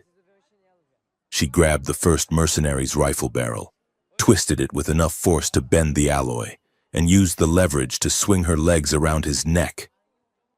She torqued her body, spinning him into the second man. They collided in a tangle of limbs and armor. The third man fired, the kinetic rounds pinging off the walls. Lysara pushed off the wall, closing the distance. She struck him in the chest, not with a killing claw, but with an open palm. A concentrated burst of biokinetic energy slammed him backward into the airlock, winding him. Stay down, she hissed. She moved through them like a whirlwind. She dislocated shoulders. She shattered knee joints. She cracked helmets. But she did not tear out throats. She did not drink. Jace, floating down the corridor with his pistol, saw it. He saw her grab a mercenary who was drawing a knife and, instead of gutting him, she simply slammed his head into the wall, knocking him unconscious. Clear, Lysara shouted, breathing hard. "Cut the cable!" Jace yelled to Zoya over the comms. "I am trying. The locking mechanism is jammed." "Explosive decompression," Lysara said. She looked at Jace. "Hold on to something." She punched the emergency override on the airlock. The outer doors blasted open. The sudden vacuum screamed, sucking the unconscious mercenaries and the boarding tube out into space. The cable snapped under the strain. Lysara grabbed a pipe to anchor herself. Jace grabbed the door frame. The ship bucked wildly as it broke free. "We are loose," Ryan shouted, jumping to FTL in 3, 2, 1. The stars stretched. The null field vanished. Gravity slammed back on, dropping everyone to the floor with a collective groan. Silence returned to the ship, broken only by the hiss of the resealing airlock and the whimper of the toddler who had just been hit by a falling pillow. Later, after the kids were checked for injuries and settled back into their bunks, Zoya was high-fiving the twins for their sensor ghost trick. Lysara sat alone in the cargo bay. She was shaking. The adrenaline crash was brutal.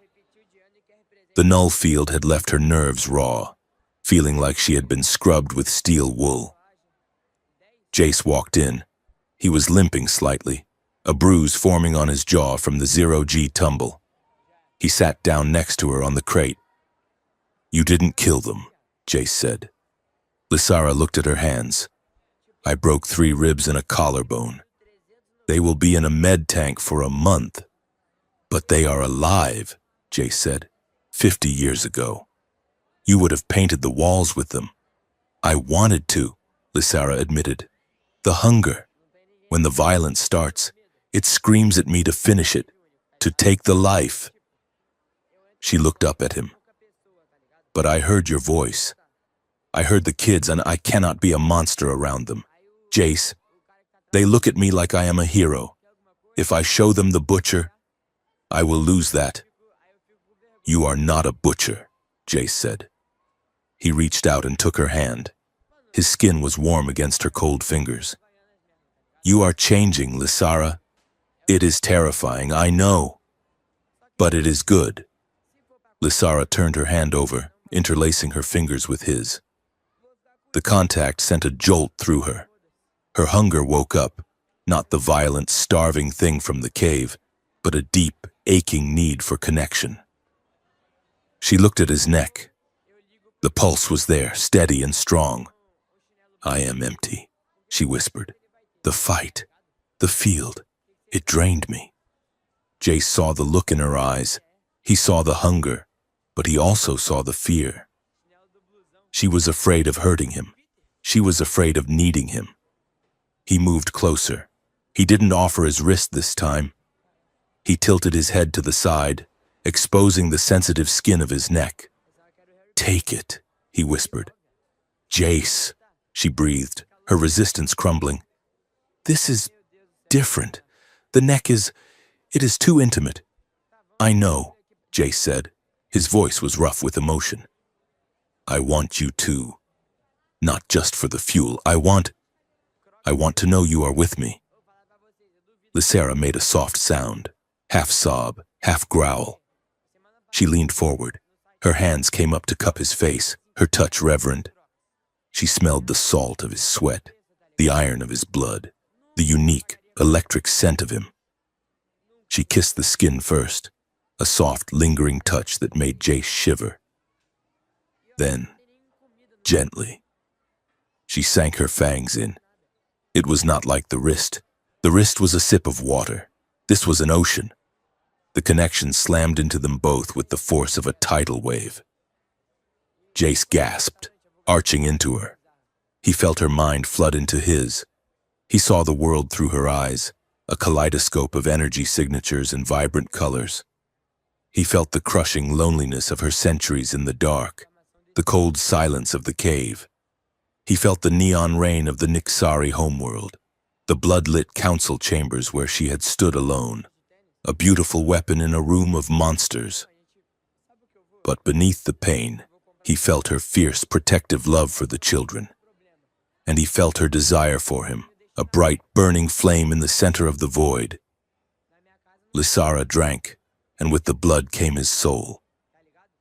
She felt his grief for his wife, sharp and heavy but beginning to heal. She felt his terror in the asteroid field, not for himself, but for her. She felt the way he looked at her, not as an alien, not as a vampire, but as a woman who had saved his life and stolen his heart. It was overwhelming. It was a fusion of minds that blurred the lines of where he ended and she began. She pulled back before she took too much, though every cell in her body screamed to stay. She licked the small wound closed, her saliva sealing the skin instantly. They stayed there, foreheads pressed together, breathing the same air. "Wow," Jace whispered, his eyes closed. "Okay, that was significant."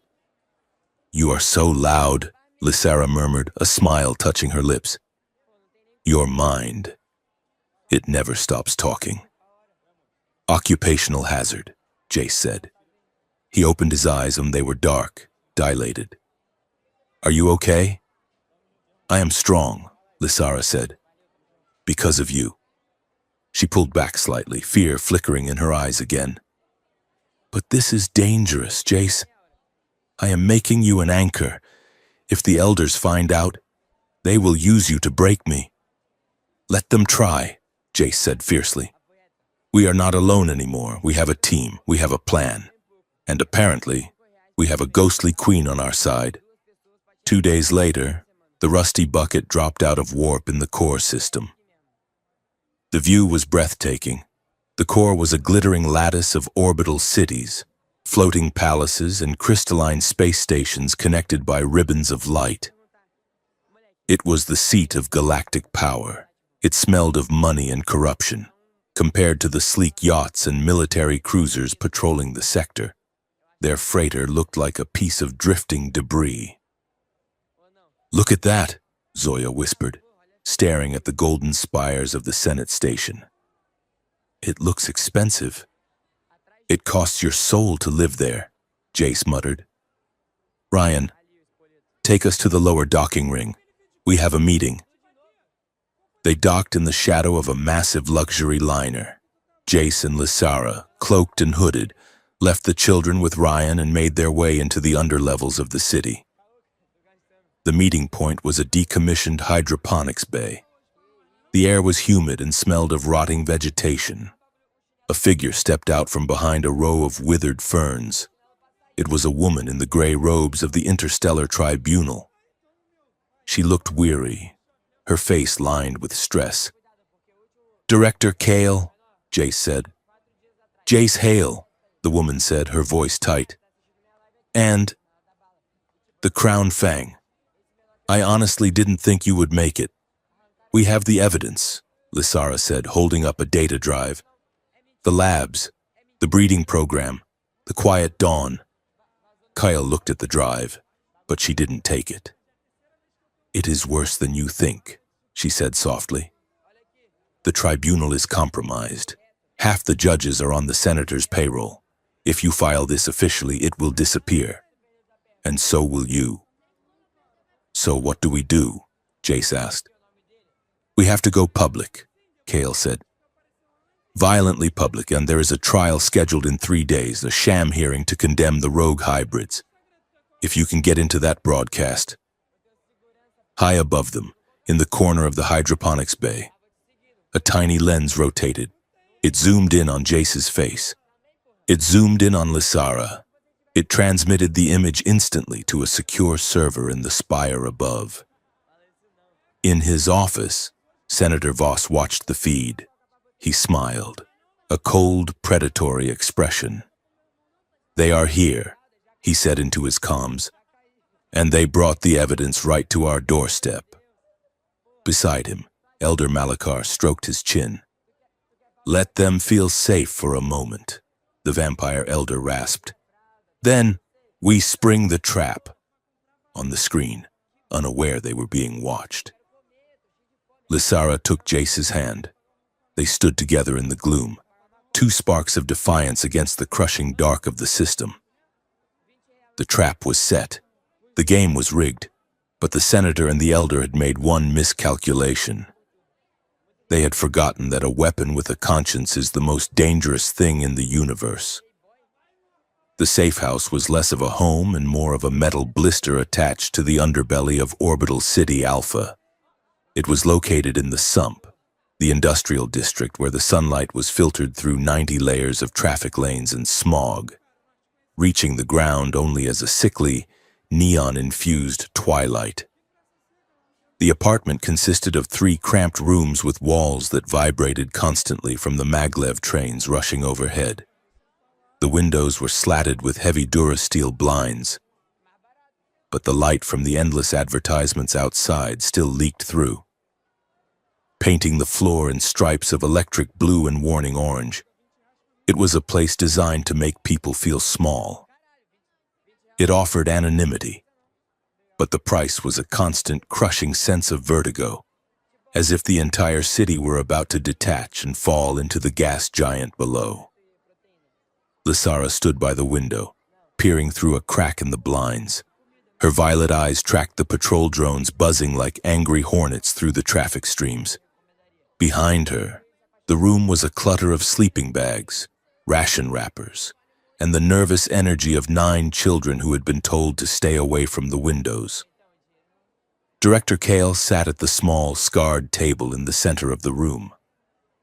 The tribunal official looked even more exhausted than she had in the hydroponics bay. She was tapping a stylus against a data pad, the sound rhythmic and irritating. "The situation has deteriorated," Kale said, her voice flat. "The broadcast from the senator and elder Malachar has done its job. The public is terrified. They are not seeing a whistleblower and a refugee. They are seeing a rogue vampire terrorist and a human traitor who kidnapped terminally ill children to build a cult." Jace was pacing the length of the room, his boots heavy on the metal grating. He stopped and ran a hand through his hair, which was standing up in tufts. "They are spinning a narrative," Jace said, his voice tight with frustration. "We know that, but we have the drive. We have the proof of the labs." "Proof means nothing if no one sees it," Kale countered. "And right now, if you upload that file to the public net, the AI sensors will scrub it in 3 seconds.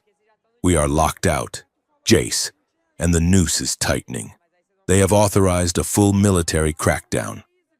The Martian Marine Corps is mobilizing a strike team. If they find this safe house, they will not knock. They will vent the atmosphere and collect the bodies." Lysara turned from the window. "What about the file?" she asked. "You said you decoded the encrypted partition." Kyle hesitated. She looked at the children, who were huddled in the corner playing a quiet game of cards. She looked back at Lysara. "It is called Quiet Dawn," Kyle said softly. The room went silent. Even the kids seemed to sense the shift in the air. "Quiet Dawn," Lysara repeated. The name tasted like ash. "I have heard whispers of this, a terraforming project." "It is not terraforming," Kale said. She activated the hollow projector on the table. A complex genetic helix floated in the air, riddled with red markers. "It is a sterilization protocol. The hybrids, they are too powerful. The Council and the Senate realized that if the hybrids were allowed to mature and reproduce, they would eventually replace both humans and Nixari. We would be obsolete. So, they engineered a retrovirus. It is designed to activate during puberty. It does not kill them. It just turns off their ability to continue the bloodline, and it dampens their psychic gifts permanently, turning them into drones, obedient, lobotomized." Jace stared at the helix, his face drained of color. He looked at Zoya, who was sitting with her knees pulled up to her chest. He looked at the twins. "They want to neuter them," Jace whispered. "They want to turn them into livestock." "And the Nixari?" Lysara asked, her voice dangerously calm. "My people agreed to this." Your elders signed the order, Kyle confirmed.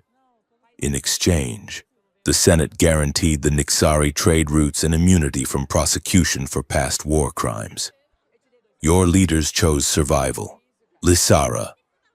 They agreed to let their own bloodline, the hybrid potential, be erased so they could remain useful monsters to the human government. Lysara felt a crack form in the center of her chest. For 50 years, she had carried the guilt of her own actions, believing she was the monster. But she had believed her people, her culture, possessed a twisted kind of nobility. They were predators, yes, but they had codes. They had honor. This was not honor. This was a transaction. They were selling the future to buy another century of stagnation. She walked to the table and deactivated the hologram. The room plunged back into the neon-striped shadows. "We cannot run anymore," Lysara said.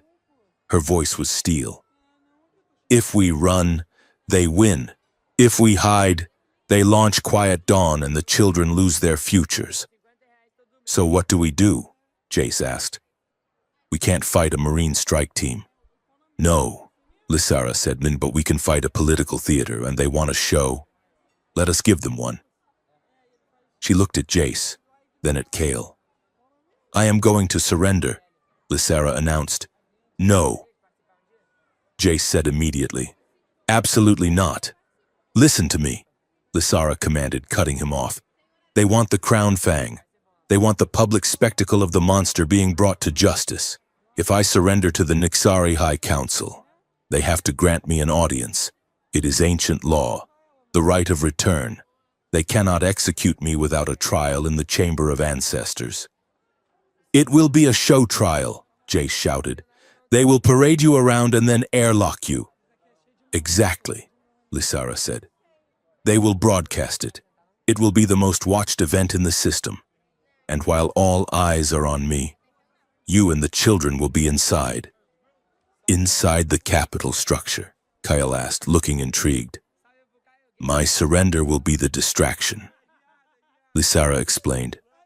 "I will demand that my captives, the children, be returned to Nixari custody for purification. They will take you to the detention wing on the Capitol. It is less guarded than the Senate. While I keep the Council and the Senator busy on the stage, you break out.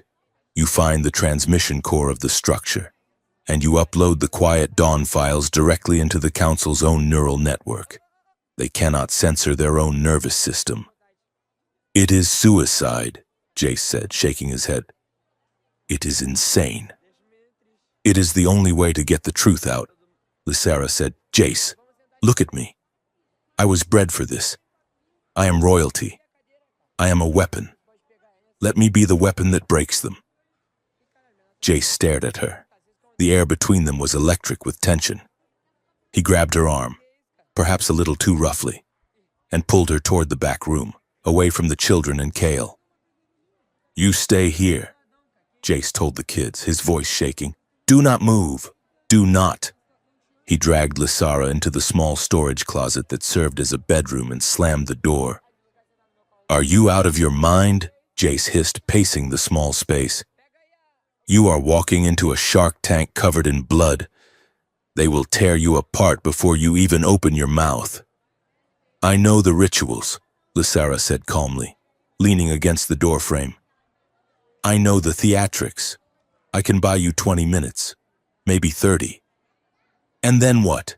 Jace demanded, stepping into her space. "Then you die? Is that the plan? You redeem yourself by becoming a martyr?" "It is better than being a fugitive," Lysara shot back. "It is better than watching them hunt down Zoya and Malik and the twins one by one." "It is not better for me," Jace yelled. The rawness in his voice made Lysara flinch. He stopped pacing and grabbed her shoulders. His hands were trembling. "I lost Elena," Jace said, his voice cracking. "I watched her burn. Lysara, I spent 5 years hollowed out, just going through the motions to keep my kids alive. I cannot do that again." I cannot watch you walk away knowing you are not coming back. Jace, Lysara whispered, her composure faltering. Do not jace me, he said. You think you are just a weapon? You think you are expendable?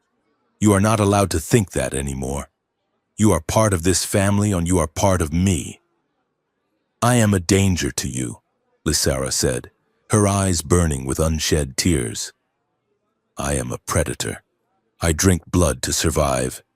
The elders will use that against you. I do not care, Jace said. I do not care about the politics or the biology. I care that you are the only person in the universe who understands how angry I am. I care that the kids sleep better when they know you are in the room. I care that when you look at me, I feel like I am alive again. Lysara stared at him. The walls of her centuries-old defenses were crumbling, turning to dust under the sheer stubborn force of his humanity. I never had a home, Lysara confessed, her voice barely audible. For 200 years, I was a guest in other people's wars. I thought I was content with the silence. But then I walked into my cave and found a human man telling a story about a starship captain. She reached up and touched his face. Her fingers were cool. His skin was hot. You and those chaotic, noisy children, she whispered. You make me feel like I belong, and that terrifies me more than the council ever could. Jace made a sound that was half laugh, half sob. He leaned his forehead against hers. Good. Be terrified.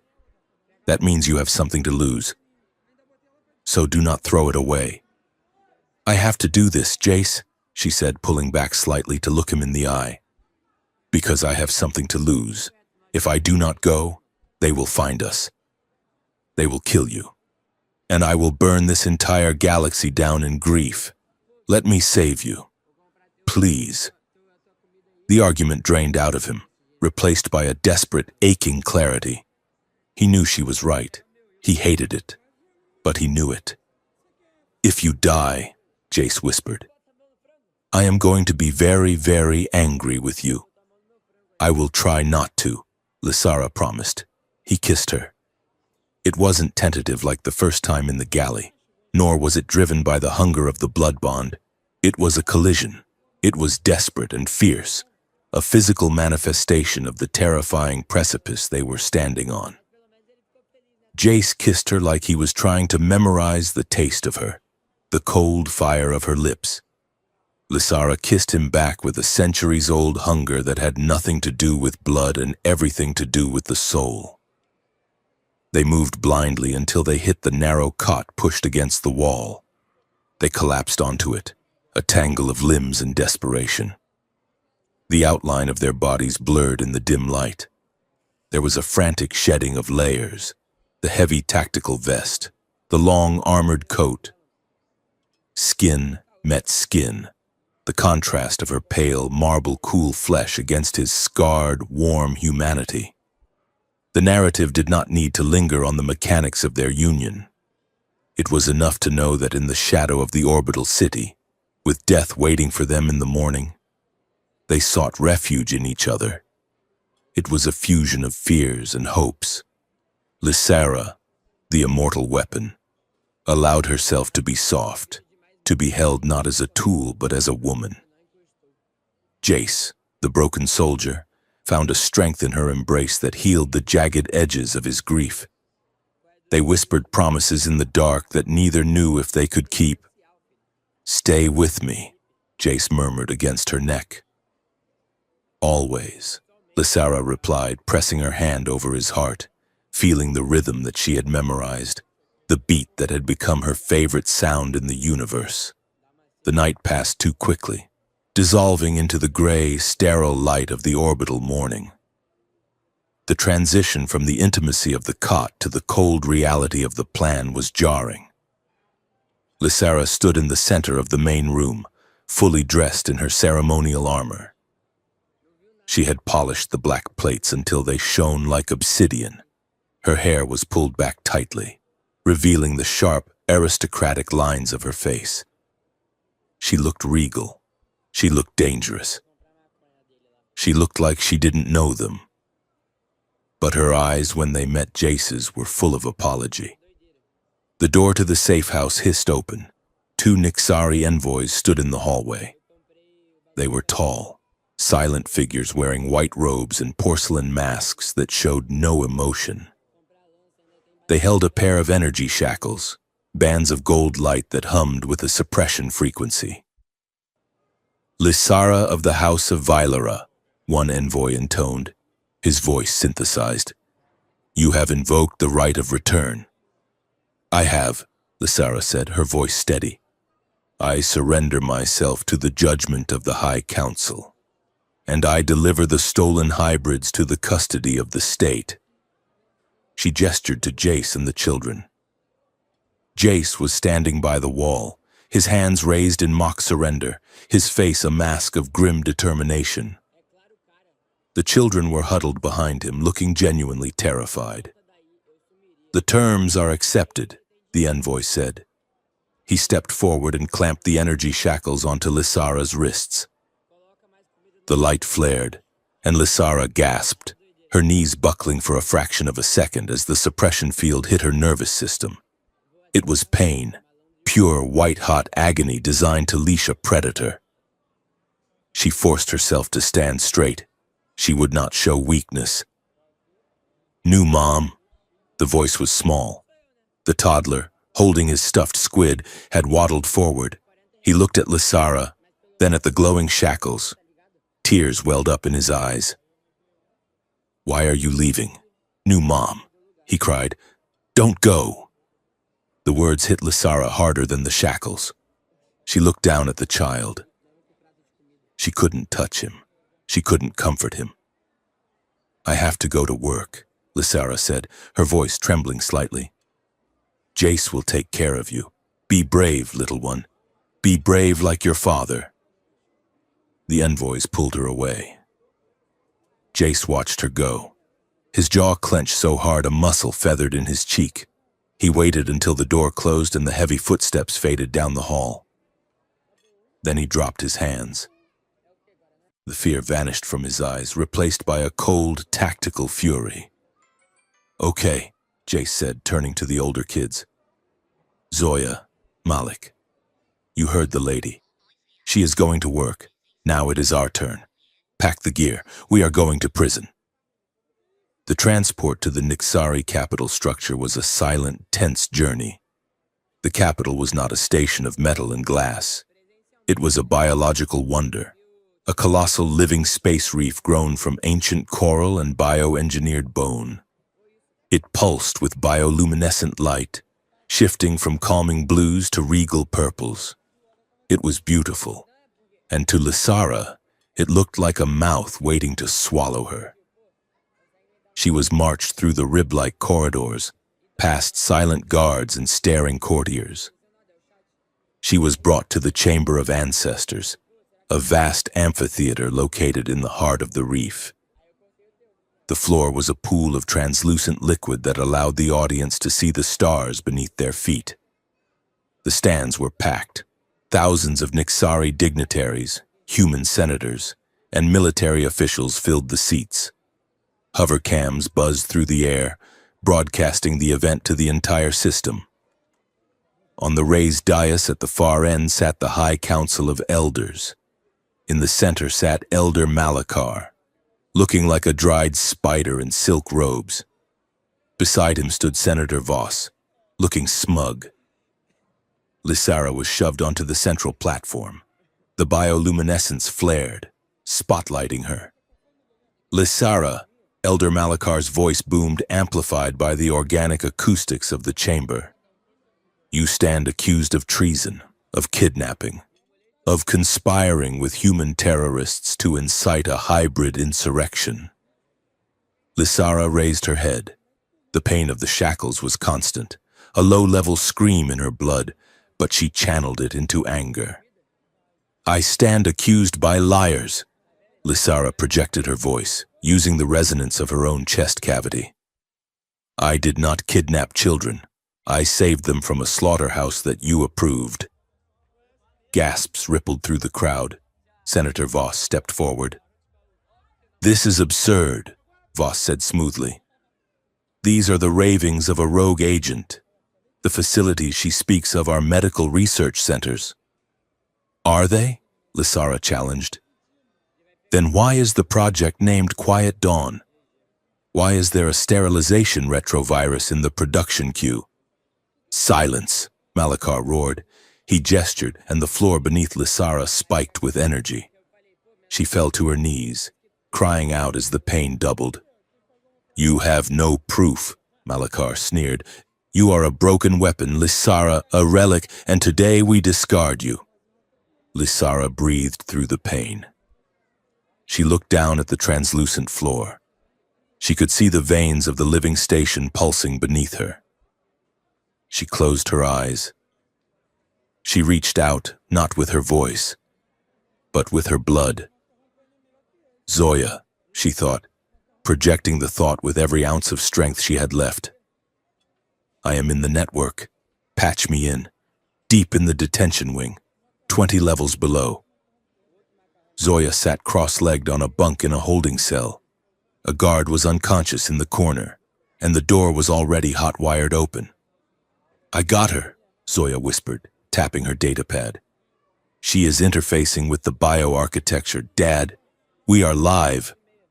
Jace stood by the door, holding a stolen stun baton. Do it! Zoya hit the execute command. Back in the chamber, Lysara opened her eyes. They were not violet anymore. They were white. She accessed the hidden subroutines of the room, the sensory feedback loops used by the elders to monitor the emotional state of the crowd. She reversed the flow. I do not need a datapad to show you the truth, Lysara said, her voice echoing strangely, coming from the walls themselves. I am a Crown Fang. I remember everything, and now, so will you. She unleashed the memory. It wasn't a video file. It was a sensory blast. Every person in the room and millions watching the broadcast suddenly felt a cold wind. They smelled antiseptic. They heard the crying of children. They saw through Jace's memory, which Lysara had drunk. They saw the rows of glass tubes. They saw the small, frightened face of a hybrid child being strapped to a table. They felt the terror. They felt the pain of the needles. The crowd screamed. Senators clawed at their heads, trying to tear the hallucination away. Stop her! Voss shouted, panic cracking his smooth veneer. Cut the feed! Kill her! Now, Jace! Lysara screamed internally. In the detention wing, chaos erupted. Move! Move! Move! Jace shouted. Malik, the boy with the thermal powers, placed his hands on the lock of the neighboring cell. He didn't melt it. He simply convinced the molecules to let go. The door swung open. A dozen hybrid teenagers, pale and frightened, looked out. Who are you? One asked. We are the rescue party, Jace said, grinning wildly. And we are busting you out of school early. The twins, holding hands, closed their eyes. Guards coming. Left corridor, 4 of them. Zoya, kill the lights, Jace ordered. The corridor plunged into darkness. Jace activated the stolen night vision goggles. Okay, kids, he said to his mismatched army. Time to use those scary powers for good. Malik, heat up their gun barrels. Twins, make them feel like they are being chased by giant spiders. The guards rounded the corner and immediately dropped their weapons, screaming as the metal burned their hands and hallucinations of arachnids swarmed their vision. Jace stepped in, efficiently stunning them with the baton. This way, Jace shouted, stepping over the twitching guards. To the central chamber, we have a vampire to save.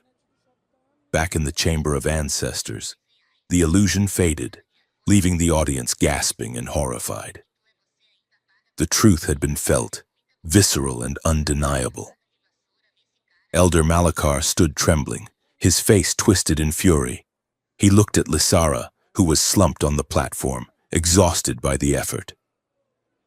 "You have doomed us all," Malachar hissed. "If the humans turn on us." "Then we deserve it," Lysara whispered. "Guards!" Malachar shrieked. "Execute her now!" 4 royal guards, towering figures in red armor with energy pikes, marched onto the platform. They surrounded Lysara. She tried to stand, but the shackles were too heavy. She looked up at the camera drone hovering above. She looked into the lens, hoping Jace was seeing her. "I bought you the time," she thought. "Now finish it." The guards raised their pikes. The tips glowed with lethal plasma. Suddenly, the massive double doors at the top of the amphitheater blew inward. It wasn't an explosion, and it was a wave of pure kinetic force. The heavy doors, made of grown bone, shattered into shrapnel. Through the dust, a figure emerged. It was Jace Hale. He was holding a heavy repeater rifle he had scavenged from a weapons locker. Behind him stood Zoya, Malik, the twins, and 20 other hybrid children, their eyes glowing with a terrifying, unified light. "Get away from her!" Jace roared, his voice amplified by Zoya's hack into the PA system. He opened fire. He didn't aim for the guards. He aimed for the generator pylons powering the shackles. The blue bolts slammed into the machinery, sparking wild arcs of electricity. The field around Lysara flickered and died. The crowd erupted into panic. Dignitaries scrambled over seats to escape. Senator Voss was yelling into his comms for the Marines. Lysara felt the weight lift from her wrists. She stood up. Her energy was low, but her rage was infinite. She looked at the royal guards, who were wavering, unsure whether to attack the Crown Fang or the human with the small army of psychics. Lysara extended her claws. They crackled with residual energy. She looked up at the balcony where Jace stood, breathing hard, the children flanking him like a supernatural phalanx. Their eyes met across the chaotic chamber. The cliffhanger hung in the air like the ozone from the weapons fire. The trial was over. The war had just begun. The lights in the Chamber of Ancestors were not designed to illuminate truth. They were designed to flatter power. Lysara stood on the central dais, her wrists bound in the humming, golden energy shackles that bit into her nerves with a constant throbbing heat. She was dressed in the ceremonial obsidian armor of a Crown Fang, but stripped of her weapons, her cloak and her dignity. No, she was a prop. A terrifying, beautiful, dangerous prop placed center stage to justify a genocide. Above her, the bioluminescent ceiling of the living space reef pulsed with a calming, hypnotic rhythm of deep blues and purples, contrasting sharply with the tension radiating from the thousands of spectators in the amphitheater. Hovercams buzzed like carrion flies, broadcasting her face to every screen, retinal implant, and holotank in the galaxy. Senator Voss stood at a podium made of polished bone, his voice amplified to boom across the chamber. "Citizens of the core," Voss declared, his face a mask of grave concern. "You look upon the past, Lysara of the House of Vylera, a relic of a violent age, a predator who refused to evolve. We brought her here today not for vengeance, but for justice. She kidnapped innocent children, sick children who required specialized medical care, and sought to use them as biological weapons against the state." Elder Malachar, seated on the high throne of the Nixari Council, leaned forward. His eyes were black pits of malice. "She represents the chaotic hunger we have worked so hard to suppress," Malachar rasped. "She is the reason we must support the Hybrid Management Act, to ensure that no such monsters can ever threaten our peace again." Lysara kept her head bowed. She let them talk. She let the galaxy see her as the villain. It was part of the plan. Deep in the digital architecture of the station, Director Kale was working. Lysara could feel the faint rhythmic pulse of the hack in the station's bio-neural network, a sub-frequency that felt like an itch behind her eyes. Kale and her rogue team within the tribunal were slicing through the broadcast protocols, preparing to override the sensors. "Lysara," Voss commanded, turning to her, "do you deny these charges? Do you deny that you stole subjects from the Titan medical facility?" Lysara raised her head.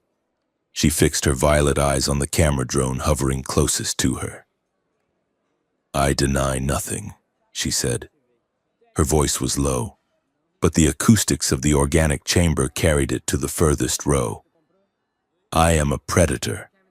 I have hunted sentient beings for 2 centuries. I have spilled blood on 12 worlds." A murmur of fear rippled through the audience. Voss smiled. She was playing her part perfectly.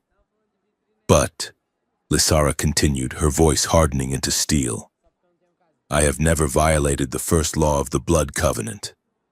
Malachar stiffened on his throne. "Silence her," he hissed to a guard. "The first law," Lysara shouted, fighting against the pain of the shackles as the voltage spiked.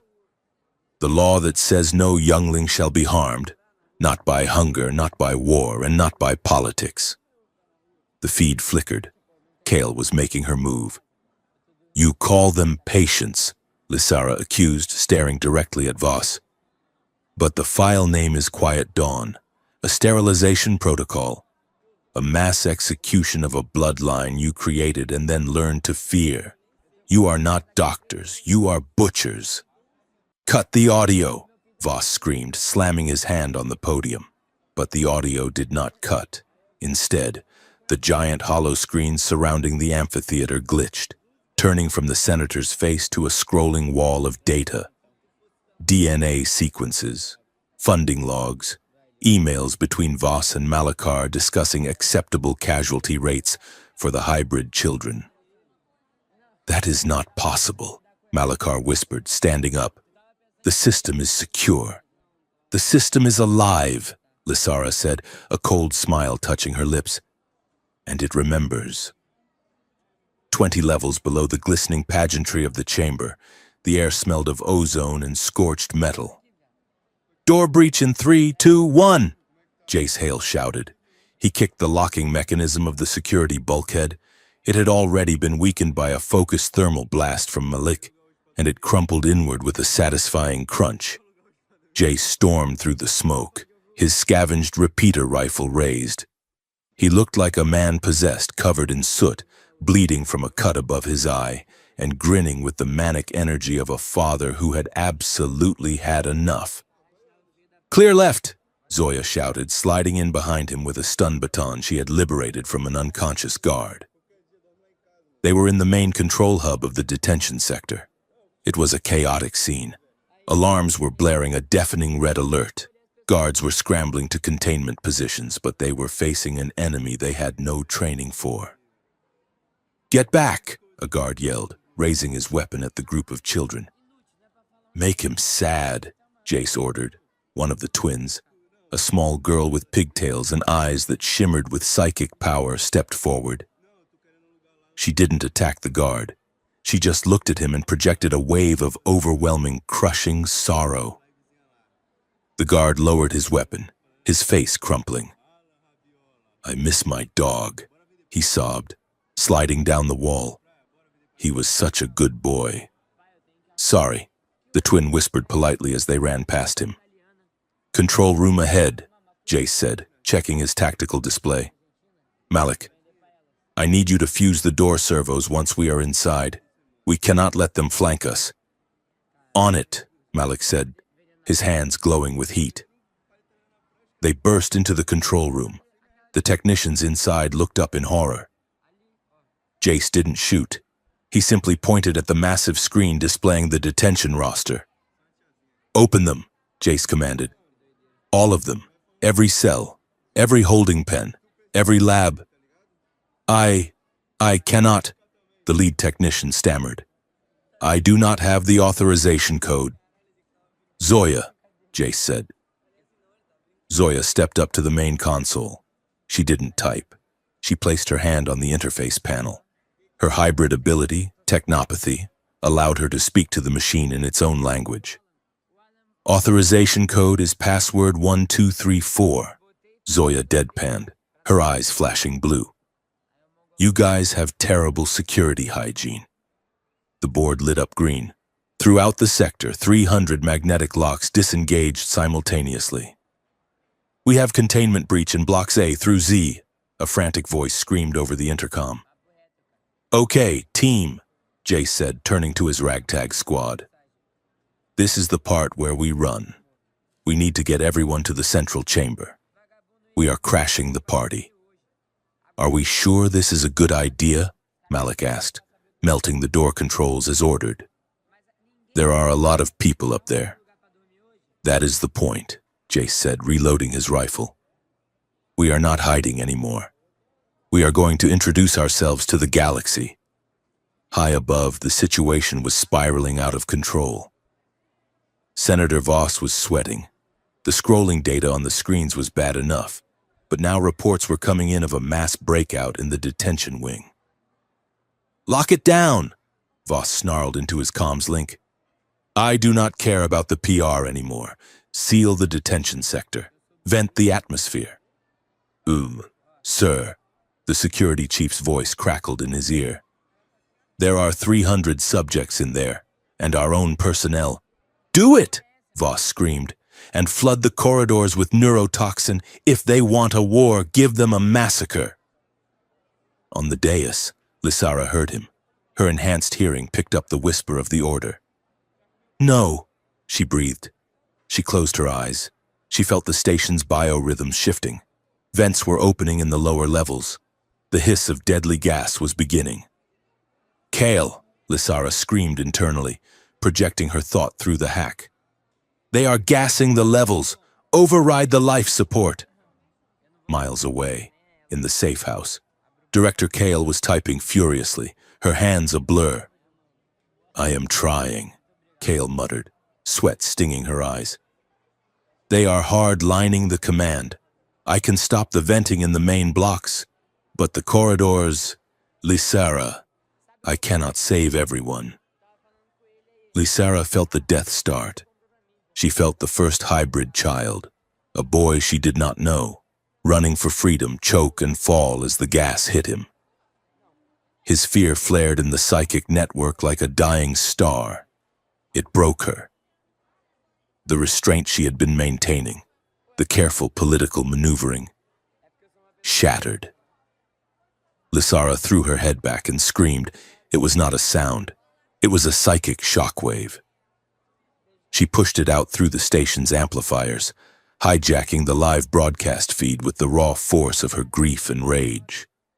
Every person watching the stream didn't just hear her. They felt her. They felt the suffocating burn of the neurotoxin filling the lungs of a child. They felt the cold, clinical indifference of the scientists in the Quiet Dawn labs. They felt Lysara's own memories, the centuries of loneliness, the blood on her hands, the moment she realized she was a tool for monsters. In living rooms across the core system, families gasped and clutched their chests, weeping without knowing why. In the Senate chamber, dignitaries fell to their knees, overwhelmed by the sudden visceral empathy. Look at what you are doing, Lysara's voice thundered, echoing from every speaker. Feel it. This is the price of your safety. This is the cost of your silence. Voss staggered back, clutching the podium. Stop her! Shoot her! The royal guards hesitated. They were Nixari. They felt the psychic scream more intensely than the humans. They were shaking, their pikes wavering. Suddenly, the massive doors at the side of the amphitheater burst open. It wasn't the guards. It was Zoya. She ran into the chamber, her blue hair wild, her face streaked with soot. Behind her came a wave of freed hybrids, children with scales, children with glowing eyes, children who looked perfectly human but moved with uncanny grace. Leave her alone, Zoya screamed, her voice cracked, youthful and desperate. cutting through the heavy political atmosphere like a knife. She pointed a trembling finger at the elders. "She is not a monster," Zoya yelled, tears streaming down her face. "She is our mom. She saved us. You are the monsters." Our vampire mom. The phrase hung in the air, absurd and heartbreaking. It stripped away the myth of the crown fang. It humanized the predator. The camera zoomed in on Zoya's face, capturing the raw, terrified love in her eyes. "Kill them all," Malakar shrieked, losing all composure. "They are abominations." The security drones descended from the ceiling, their red eyes locking onto the children. "Get down!" Jace drifted into the chamber. He didn't run. He slid across the polished floor on his knees, firing his repeater rifle in controlled bursts. The first drone exploded in a shower of sparks. Jace rolled to his feet, placing himself between the children and the oncoming security forces. "If you want them," Jace roared, racking the slide of his weapon, "you have to go through me." "Jace!" Lysara cried out. He looked at her. For a split second, the battle faded. He grinned, that same reckless, tired grin he had worn in the cave. "I told you I would be angry if you died," Jace shouted. "I am here to collect on that promise." The amphitheater dissolved into chaos. Senator Voss activated the emergency protocols. The central platform where Lysara stood gave a lurch and began to dissolve, the biomatter retracting to drop her into the waste processing chutes miles below. At the same time, the Royal Guards, driven by Malakar's direct neural command, charged. Lysara looked at the shackles still binding her wrists. The generator pylons were humming, shielding the locks. She didn't have a key. She didn't have time. She summoned the blood of the ancient queens.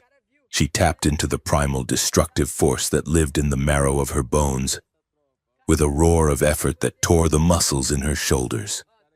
Lysara pulled her arms apart. The energy shackles shrieked. The golden light turned white. Then, with a sound like a cracking thunderbolt, the bonds shattered. The backlash scorched her skin, but she was free. She launched herself off the dissolving platform. She hit the ground in a roll and came up moving faster than the cameras could track. She intercepted a guard who was swinging a pike at Malik. She didn't kill him. She caught the weapon, snapped the shaft in two, and kicked him into the wall with enough force to crack the stone. Jace was beside her instantly. They fought back to back. It was a dance they had never practiced, but one they knew perfectly. The blood bond between them was a live wire, transmitting their intentions before they moved. Jace ducked, and Lysara's clawed hand swept over his head to disable a drone. Lysara spun, and Jace fired through the gap in her arm to hit a sniper on the balcony. "3 on the left!" Jace shouted. "I see them," Lysara replied, her voice echoing in his mind. She moved like smoke. She was terrifying, a whirlwind of obsidian armor and violet light. But she was controlled. She disarmed. She incapacitated. She protected. Jace was a blur of motion, using every dirty trick in the intelligence playbook. He threw flashbangs. He shot kneecaps. He used the butt of his rifle to smash visors. The children were behind them, a huddled mass of frightened potential. Zoya and the twins were creating a psychic barrier, a shimmering wall of air that deflected stray blaster bolts. "We are winning!" Malik shouted, sounding surprised. "We are surviving," Jace corrected, swapping a fresh power pack into his rifle. "There is a difference." Above them, on the high balcony, Senator Voss watched his narrative crumble. The galaxy was watching a human man and a vampire woman fight like mythical heroes to protect a group of crying children. The sympathy index was shifting. The coup was failing. "End it," Voss whispered to his sniper. "Target the woman. Use the heavy beam." The sniper, hidden in the shadows of the ceiling rafters, adjusted his aim. He was using a ship-grade particle lance, modified for infantry use. It was designed to punch through tank armor. He locked onto Lysara's chest. Lysara felt the spike of intent. Her preternatural senses screamed a warning. She spun, ready to intercept the shot, ready to take the hit on her armor. But the sniper was good. He anticipated the dodge. He shifted his aim at the last microsecond, targeting Zoya, who was standing exposed, trying to hack the drone control frequency. Lysara saw the red dot settle on Zoya's forehead. She was too far away. She couldn't reach her. "No!" Lysara screamed. But Jace saw it too. He didn't think. He didn't calculate.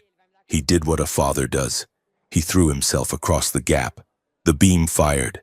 A lance of blinding white energy tore through the air. It did not hit Zoya. It hit Jace in the center of his chest.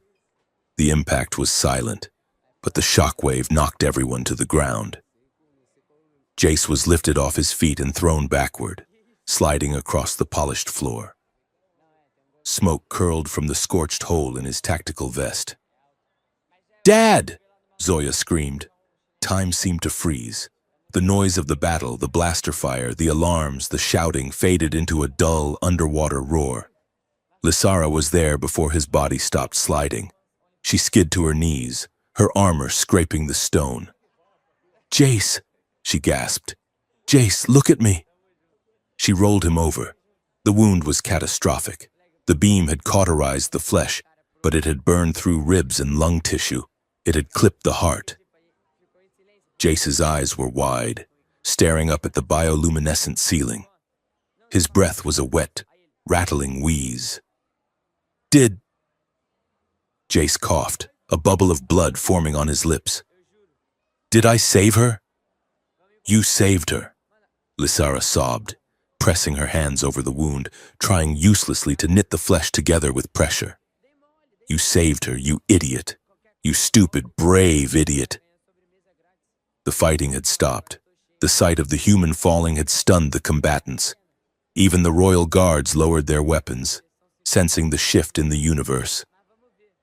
The camera drones drifted closer, broadcasting the tragedy in high definition. "Do not die," Lysara commanded, her voice breaking. "I order you, do not die." "I am trying," Jace whispered. His skin was turning gray. The light in his eyes was fading, dimming like a dying star. But the battery is low. Lysara." The children crowded around them. The toddler with the squid toy was wailing. Zoya was holding Jace's hand, rocking back and forth. "Fix him," Zoya screamed at Lysara. "You are magic, fix him." "I cannot," Lysara wept, tears burning trails through the soot on her face. "He is human. His body, it cannot repair this. It is too much." She looked up at the camera. She looked at the galaxy watching her lover die. "Is this what you wanted?" she screamed at the lens. "Is this the safety you voted for?" Jace's hand spasmed in hers. "Lysara," he whispered. "The kids. Promise me." "I promise," she choked out. "I will protect them. Forever." "Good," Jace breathed. His eyes fluttered closed.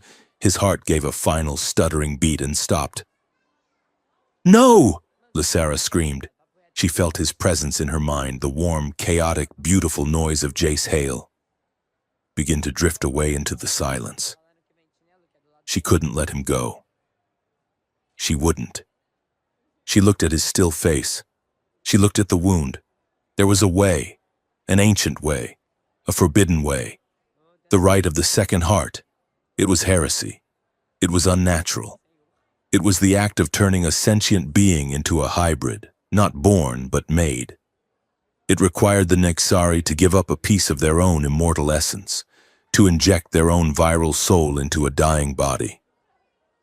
It was forbidden because it created something that was neither human nor Nexari. Something powerful, something uncontrollable. "Save him," Malik whispered. "Please do the vampire thing." Lysara looked at the children. She looked at Jace. "He will not be the same," she whispered, her voice trembling. It will change him. It might break him. He will be hunted forever.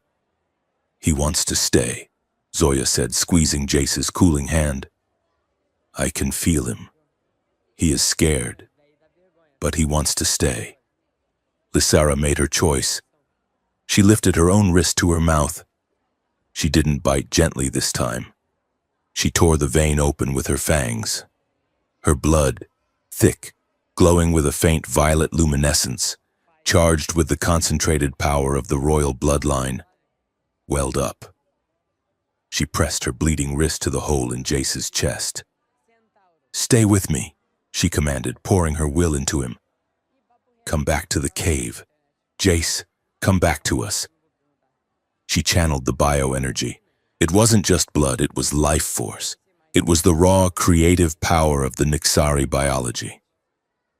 The contact was blinding.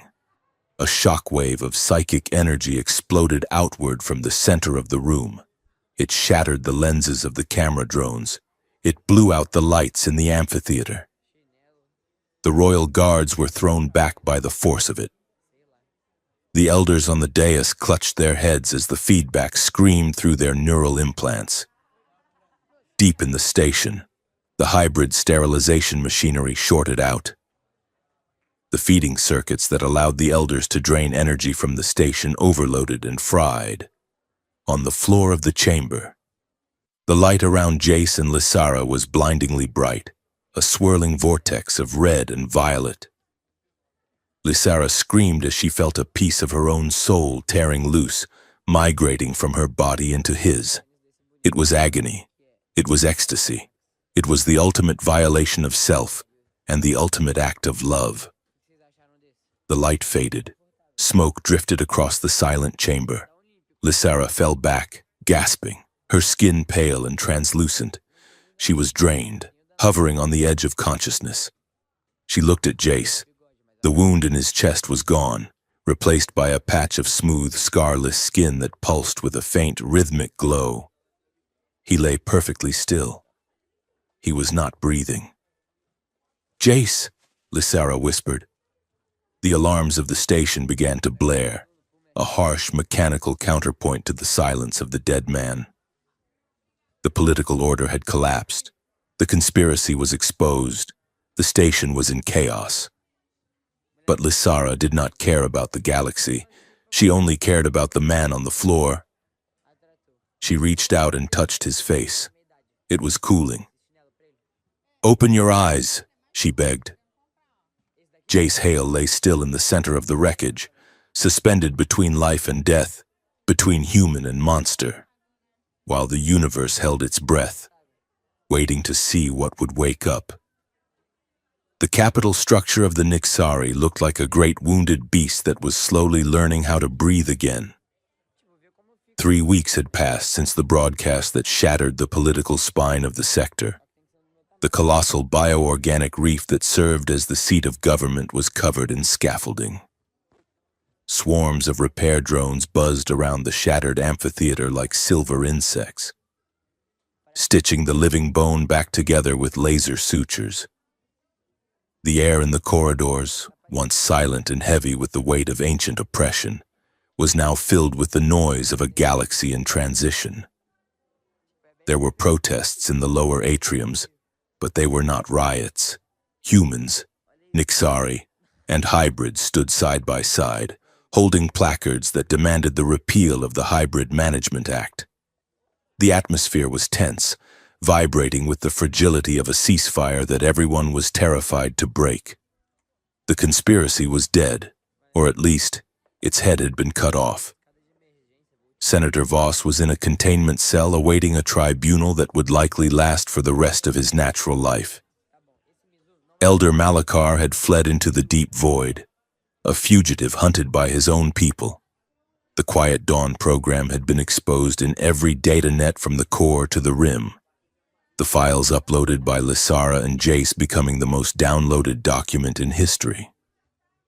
But deep within the medical biotech wing of the station, away from the shouting and the politics, the silence was absolute. Lysara sat on a stool that was too small for her. her chin resting in her hand. She was watching the cocoon. It was a terrifying piece of organic architecture.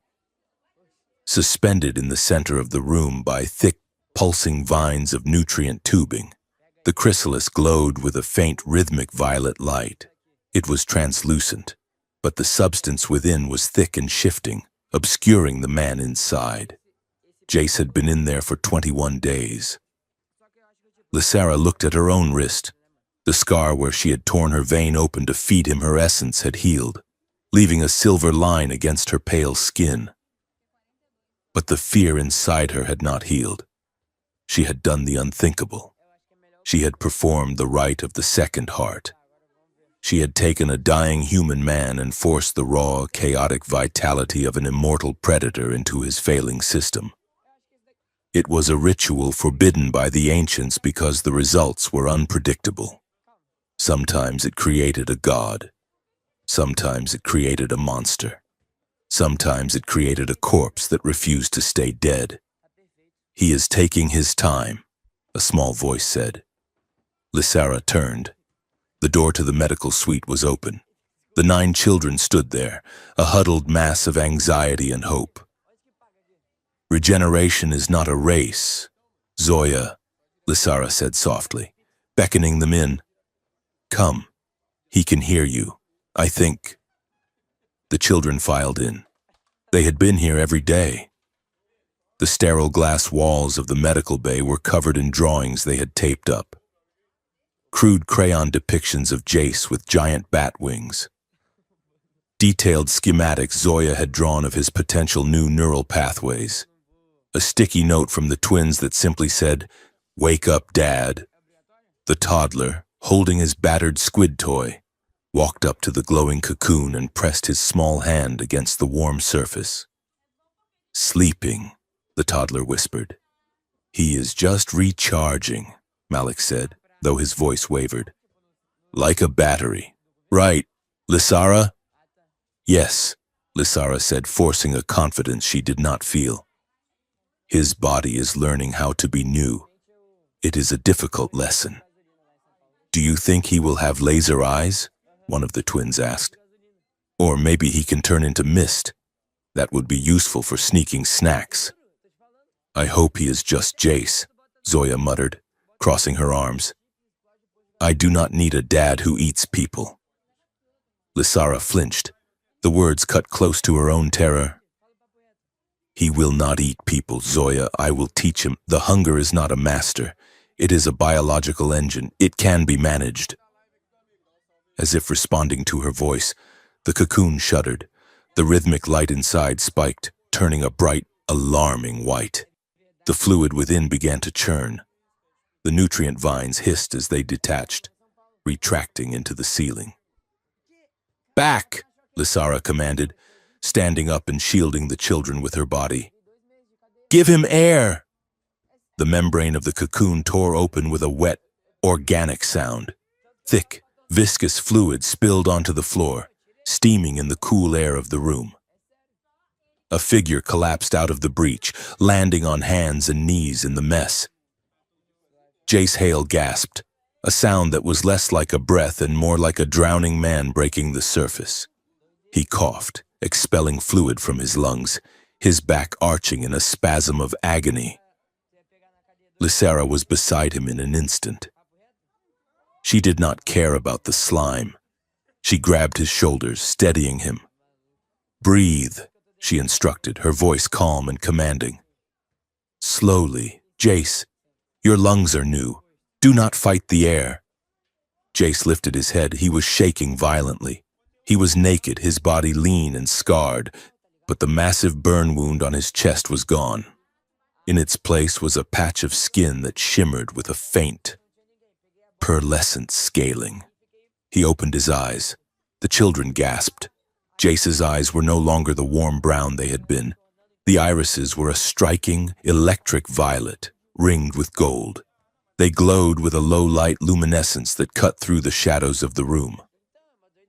He blinked rapidly, squeezing them shut. "Too bright," Jace rasped. His voice was deeper, resonating with a strange harmonic undertone. Why is it so loud? I can hear the lights buzzing. Sensory overload, Lysara whispered, stroking his wet hair back from his forehead. Your inputs have been dialed up to maximum. Focus on my voice. Jace, anchor yourself to me. Jace groaned, clutching his head. I smell chemicals. I smell fear. And I smell...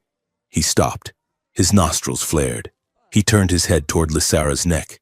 His pupils dilated until his eyes were almost entirely black. The hunger.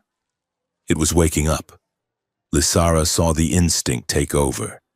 It was the predator's reflex, the sudden, overwhelming realization that food was close. It is okay, Lysara said, not pulling away. You are hungry. That is natural. You have burned a lifetime of energy in 3 weeks. I want to, Jace choked out, pushing himself back, scrambling away from her until his back hit the wall. Lysara, get away, I want to bite you, I want to tear something open. The children whimpered. Zoya stepped forward, trembling. Dad? Do not come closer, Jace shouted, closing his eyes tight. I am dangerous. I do not know what I am. Lysara moved slowly. She signaled for the children to stay back.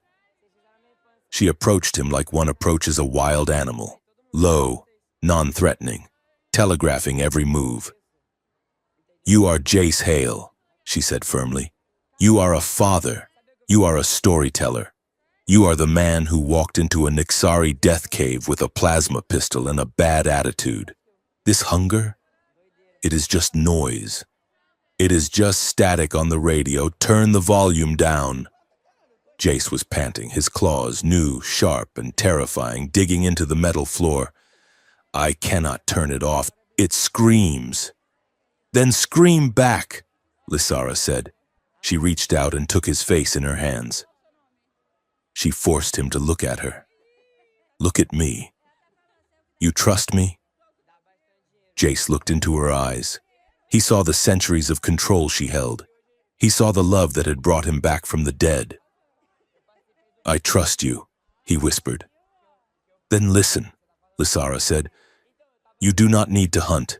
We do not feed on death. We feed on life.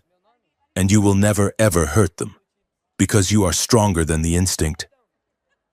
She pulled a small sealed flask from her belt.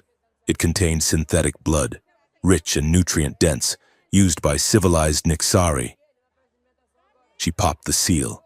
The scent filled the room, copper and iron. Jace's eyes snapped to the flask. Drink, Lysara said, handing it to him. Jace grabbed it. His hands shook, but he drank. He drained it in seconds. The tension in his body snapped. The blackness in his eyes receded, leaving only the violet glow.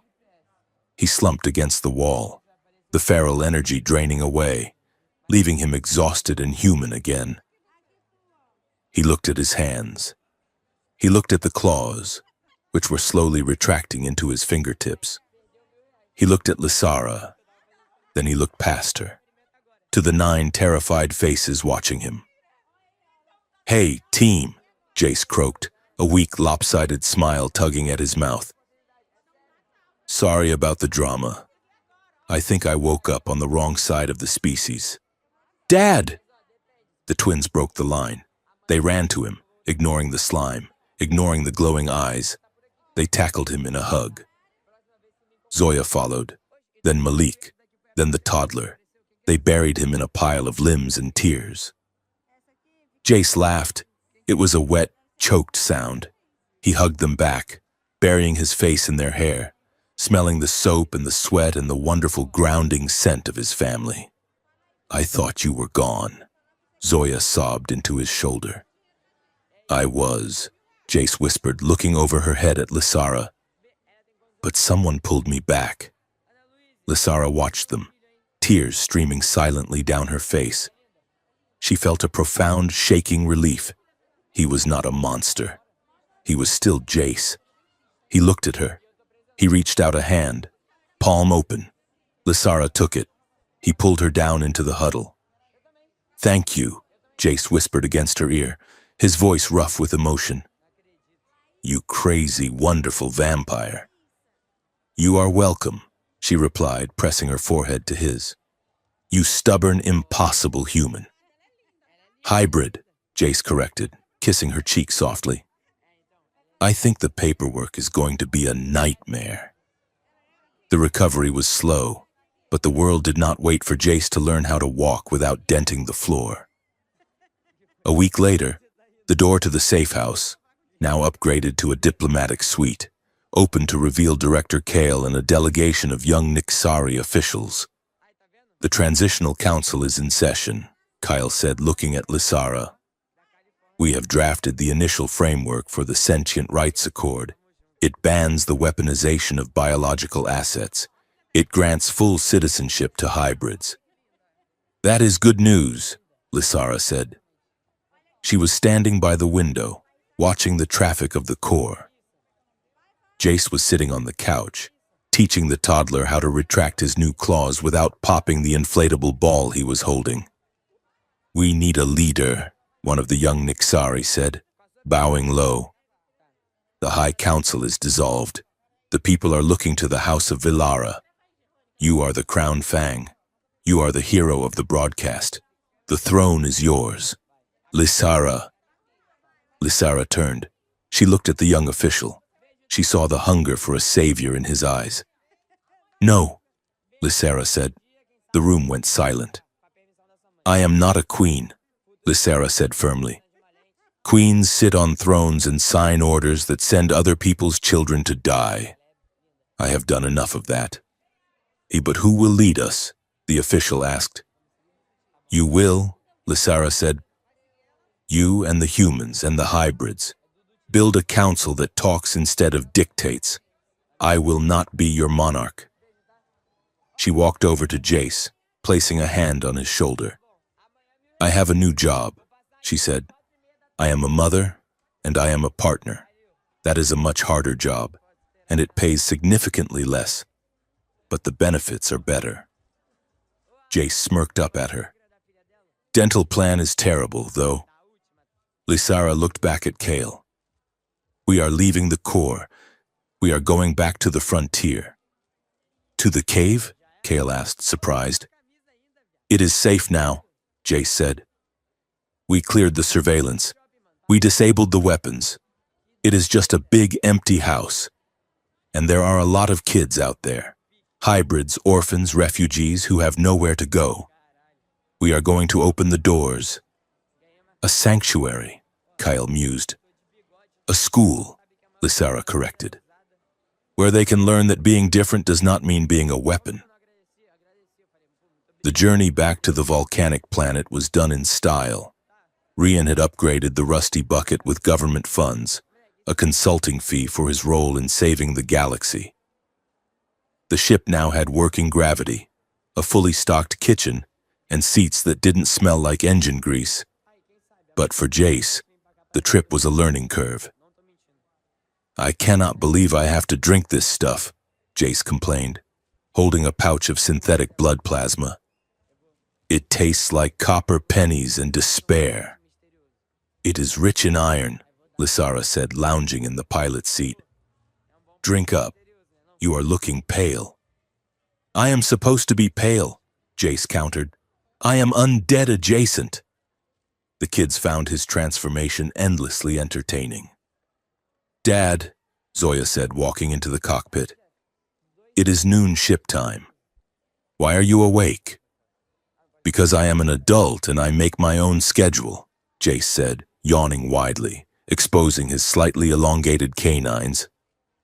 You are nocturnal now, Zoya teased. Your bedtime is at sunrise. You are going to be so grumpy. I am not grumpy, Jace snapped, then immediately winced at the light coming from the viewport.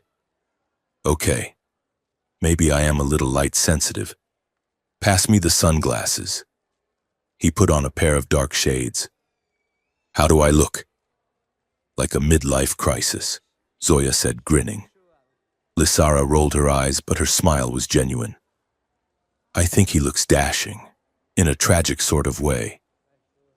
As they passed through a busy transit hub to refuel, a strange thing happened. The station was crowded. Tempers were flaring in a dispute between two rival mining crews near the docking bay. Voices were raised. Weapons were being drawn. Jace, sensing the spike in aggression with his new empathy, winced. They are angry. It feels like a headache. Block it out, Lysara advised. No, Jace said. He stood up. He looked at the arguing miners. He didn't shout. He just pushed. He reached out with his mind, tapping into the hybrid network that connected him to the kids. Zoya and the twins, sensing his intent, joined in without asking. They didn't control the miners. They just broadcast a wave of calm, a sudden psychic suggestion that maybe shouting wasn't worth the effort, that maybe they were just tired and wanted a sandwich. The miners stopped shouting. They looked confused. They lowered their weapons.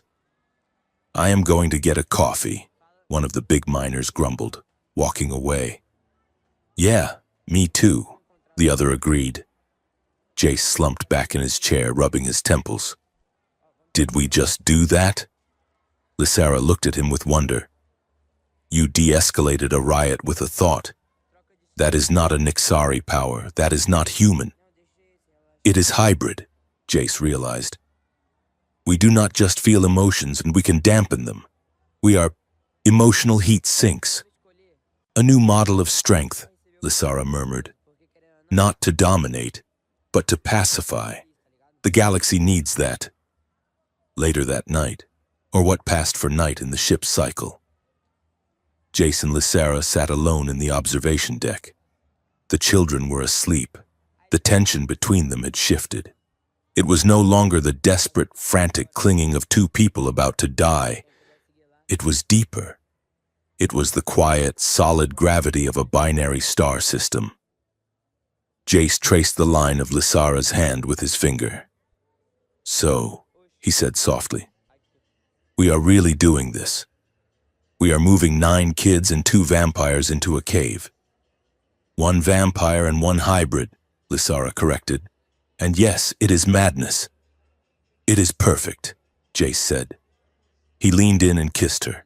His skin was cooler now, his temperature dropping to match hers. The kiss was slow, deliberate. It was an affirmation of life. Lysara pulled back, looking at him. You are different, Jace. I was afraid. I was afraid I had erased the man I loved. I am still me, Jace promised. Just more of me. I can hear your heart beating. Lysara, it is the most beautiful sound in the world. And I can hear yours, she whispered. Finally. They arrived at the planet a day later. The mountain was exactly as they had left it. But it felt different. The menace was gone. The red warning lights had been replaced by soft blue and green bioluminescence that Lysara had rekeyed to a frequency of welcome. They landed the ship on the plateau. The air was crisp and cold. The sky was a tapestry of stars, thick and bright without the light pollution of the core. The children ran out of the ship, their laughter echoing off the canyon walls. They were already planning where to put their beds, where to build the hydroponic garden, where to set up the drone range. Lysara and Jace stood at the entrance to the cave, watching them. You know, Jace said, leaning against the stone archway, when I stole that truck and drove off the cliff on Titan, I had a lot of scenarios in my head. Prison, death, explosion. Becoming a half-vampire activist married to an alien queen was not on the bingo card. Lysara laughed, a sound like silver bells in the dark. Married? I do not recall a ceremony. We exchanged blood and souls in front of a galactic audience, Jace pointed out. I think that counts as a common law union in at least 12 systems. Fair point, Lysara conceded. She leaned her head on his shoulder. I returned to this cave to die, Jace. I expected shadows. I expected ghosts. She looked at the children chasing each other with glow sticks in the twilight. She looked at the man beside her, this human who had shocked the universe by refusing to be afraid of the dark. "Instead," she said, "I found a human man with 9 children, and he showed me what a home looks like." "It looks messy," Jace joked, gesturing to the pile of luggage the kids had dumped in the dirt. "It looks perfect," Lysara said. She took his hand. "Ready for the next chapter?" Jace asked. "Ready," Lysara said. Behind them, the cave glowed with warmth and life. Ahead of them, the galaxy was changing, fearful and fragile, but healing. Lysara and Jace Hale, partners, lovers, parents, and reluctant legends, turned away from the stars and walked into the mountain together, ready to build the future